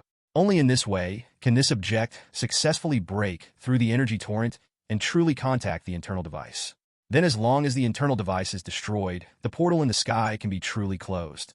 At present, in this battlefield, the only one who can meet Chen Luo's requirements is the scepter in Loki's hand that is also embedded with one of the Infinite Gems. Therefore, Chen Luo is looking for Loki now, not only to catch him, but also to catch him, especially for the gem in his hand. As for why Chen Luo chose to wait here after learning that Loki had escaped, he definitely had his own reasons. With the defeat of the Chitauri army, once the Rubik's Cube falls into their hands, and coupled with Loki's current relationship with Asgard, the Earth will undoubtedly become a cage trapping the opponent.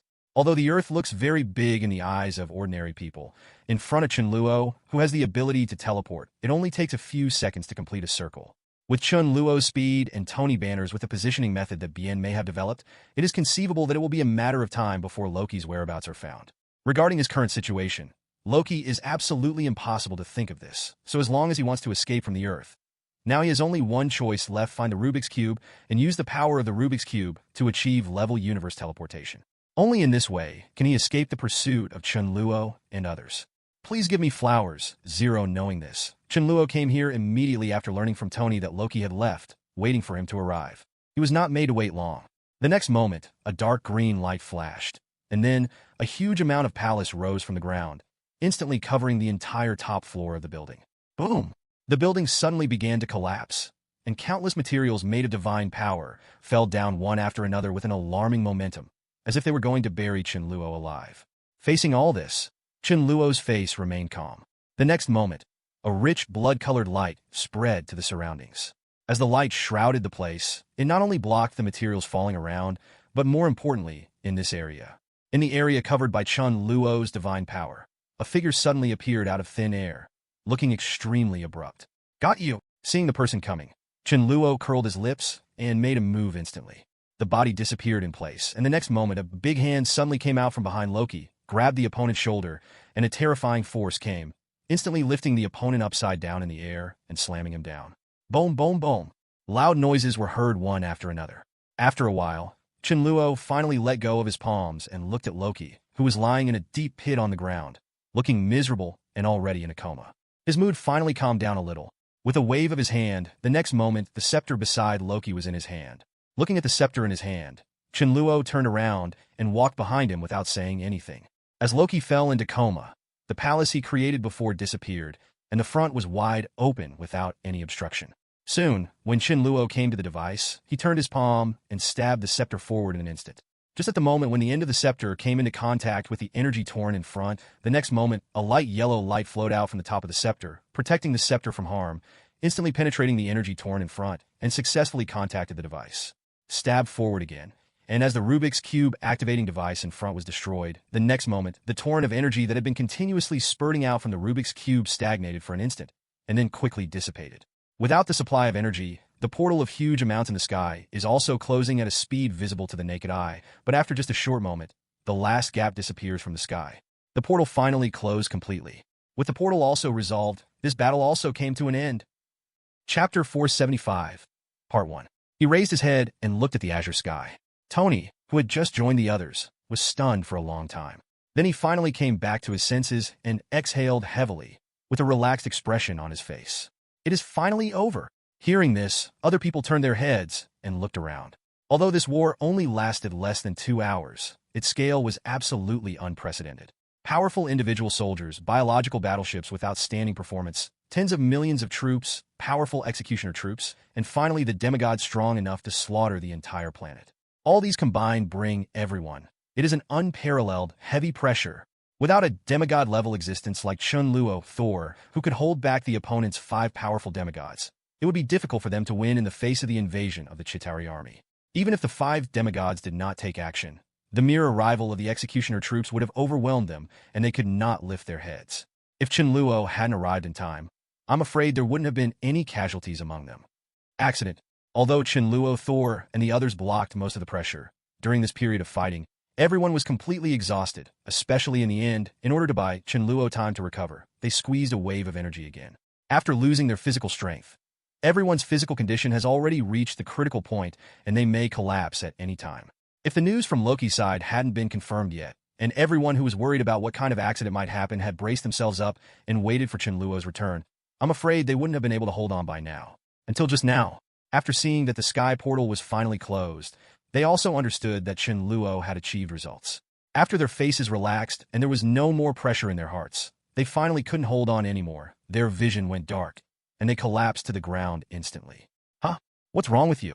The crowd still maintained enough physical strength, and Tony, who relied on his armor to fight the whole time, saw everyone's appearance, blinked in confusion, and said doubtfully. In response, everyone rolled their eyes and didn't want to speak. They may be too tired. Just rest and rest. At this moment, a familiar voice suddenly sounded from behind Tony. Turning around subconsciously, Tony was startled. Rod, when did you get here? Behind him, Rhodes, who was wearing a silver armor, spread his hands helplessly. After receiving the news here, I rushed here immediately, but I didn't expect that the battle would end so quickly. Oh, we just arrived, and you've already done it. Speaking of this, Rhodes seemed to remember something and said, By the way, on the way here, just now, I seem to see another guy coming here. It seems that he should be here, just like me.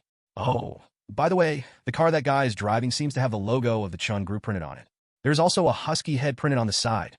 It looks quite interesting. It's Logan. After hearing this, Lucian, who had already recovered from the werewolf form, said, When we received the gathering message, Logan was not in contact for the time being, so we set off first. There's one more thing. Speaking of this, Lucian looked at Rhodes with some unkindness. The one printed on the car is not a husky, but a wolf head. Man, if you can't even recognize this, then you really should go see it. Look at your eyes. As soon as he finished speaking, there was a burst of laughter from the crowd. Seeing the atmosphere becoming lively in an instant, a faint smile appeared on Sheen's face. She did not join in the chatter and silently turned her head to look at the building in the distance, a look of anticipation flashing in her eyes. She was not allowed to wait long. After a while, the air in front of everyone suddenly fluctuated, and then Chen Luo, Loki, and Natasha Romanoff appeared on the spot. Chun! When they saw the person coming, Sheen and Serena's eyes lit up, and bright smiles appeared on their faces. Everyone! Chen Luo turned to look at the others, facing everyone's gaze, silent for a moment, then nodded heavily and said with a smile, We won this war? although they had already made assumptions in their hearts. After hearing Chen Luo's personal admission, everyone finally relaxed completely, the pressure on their bodies disappeared, and they all breathed a sigh of relief. Steve remained silent and turned to look around. Although the final winner of this war belonged to them, this war also caused huge amounts of casualties to the human side. Almost the entire area of Manhattan has been leveled. It was originally lined with high-rise buildings and bustling with traffic. The most prosperous central area in New York has now been turned into ruins. A large number of high-rise buildings collapsed and melted, and the streets were full of potholes. A large number of debris from the Chitari army were scattered among them. Magma frost. Countless lives were buried under the ruins and rubble, completely losing their voices. Although they organized the evacuation of people in this area at the beginning of the war, a large number of humans were still stranded here and were affected by the fighting between the two sides. Especially after the two demigods came to Earth, tens of thousands of people were killed or injured with just one random attack, and most of the entire Manhattan area was destroyed by their hands. Hundreds of thousands of lives were buried as a result. Thinking of this, Steve suddenly felt a wave of depression in his heart, and he said in a deep voice, "What we did is not good enough. It would be great if we could save more people." Hearing this, Tony on the side shook his head and objected. "This is the best result. At least, we have tried our best. This war is not just a play. Casualties are inevitable, and these should not be considered by us. Our work is over, and it is their turn to deal with the rest." As he spoke, Tony also looked behind everyone. Turning around subconsciously, I saw Fury quietly appearing in front of everyone at some point. The dark braised egg head shone brightly under the sunlight. Coupled with the embarrassed look on his body, it looked like it actually felt a little more joyful. Facing everyone's gaze, Fury took a deep breath and nodded heavily. "Tony is right. You have already completed the most important work for us, so leave the rest to us." Although he felt sorry for those who died, Steve also understood that the current situation was the best result they could achieve. After thinking about it, his mood gradually calmed down. "I'll bring Thor here first. Since everyone is here, that's good. Then we can all go to the headquarters to meet up and get familiar with the situation at the base first." Chen Luo nodded, suddenly thought of something, and suggested. Everyone definitely had no objections to this and immediately agreed.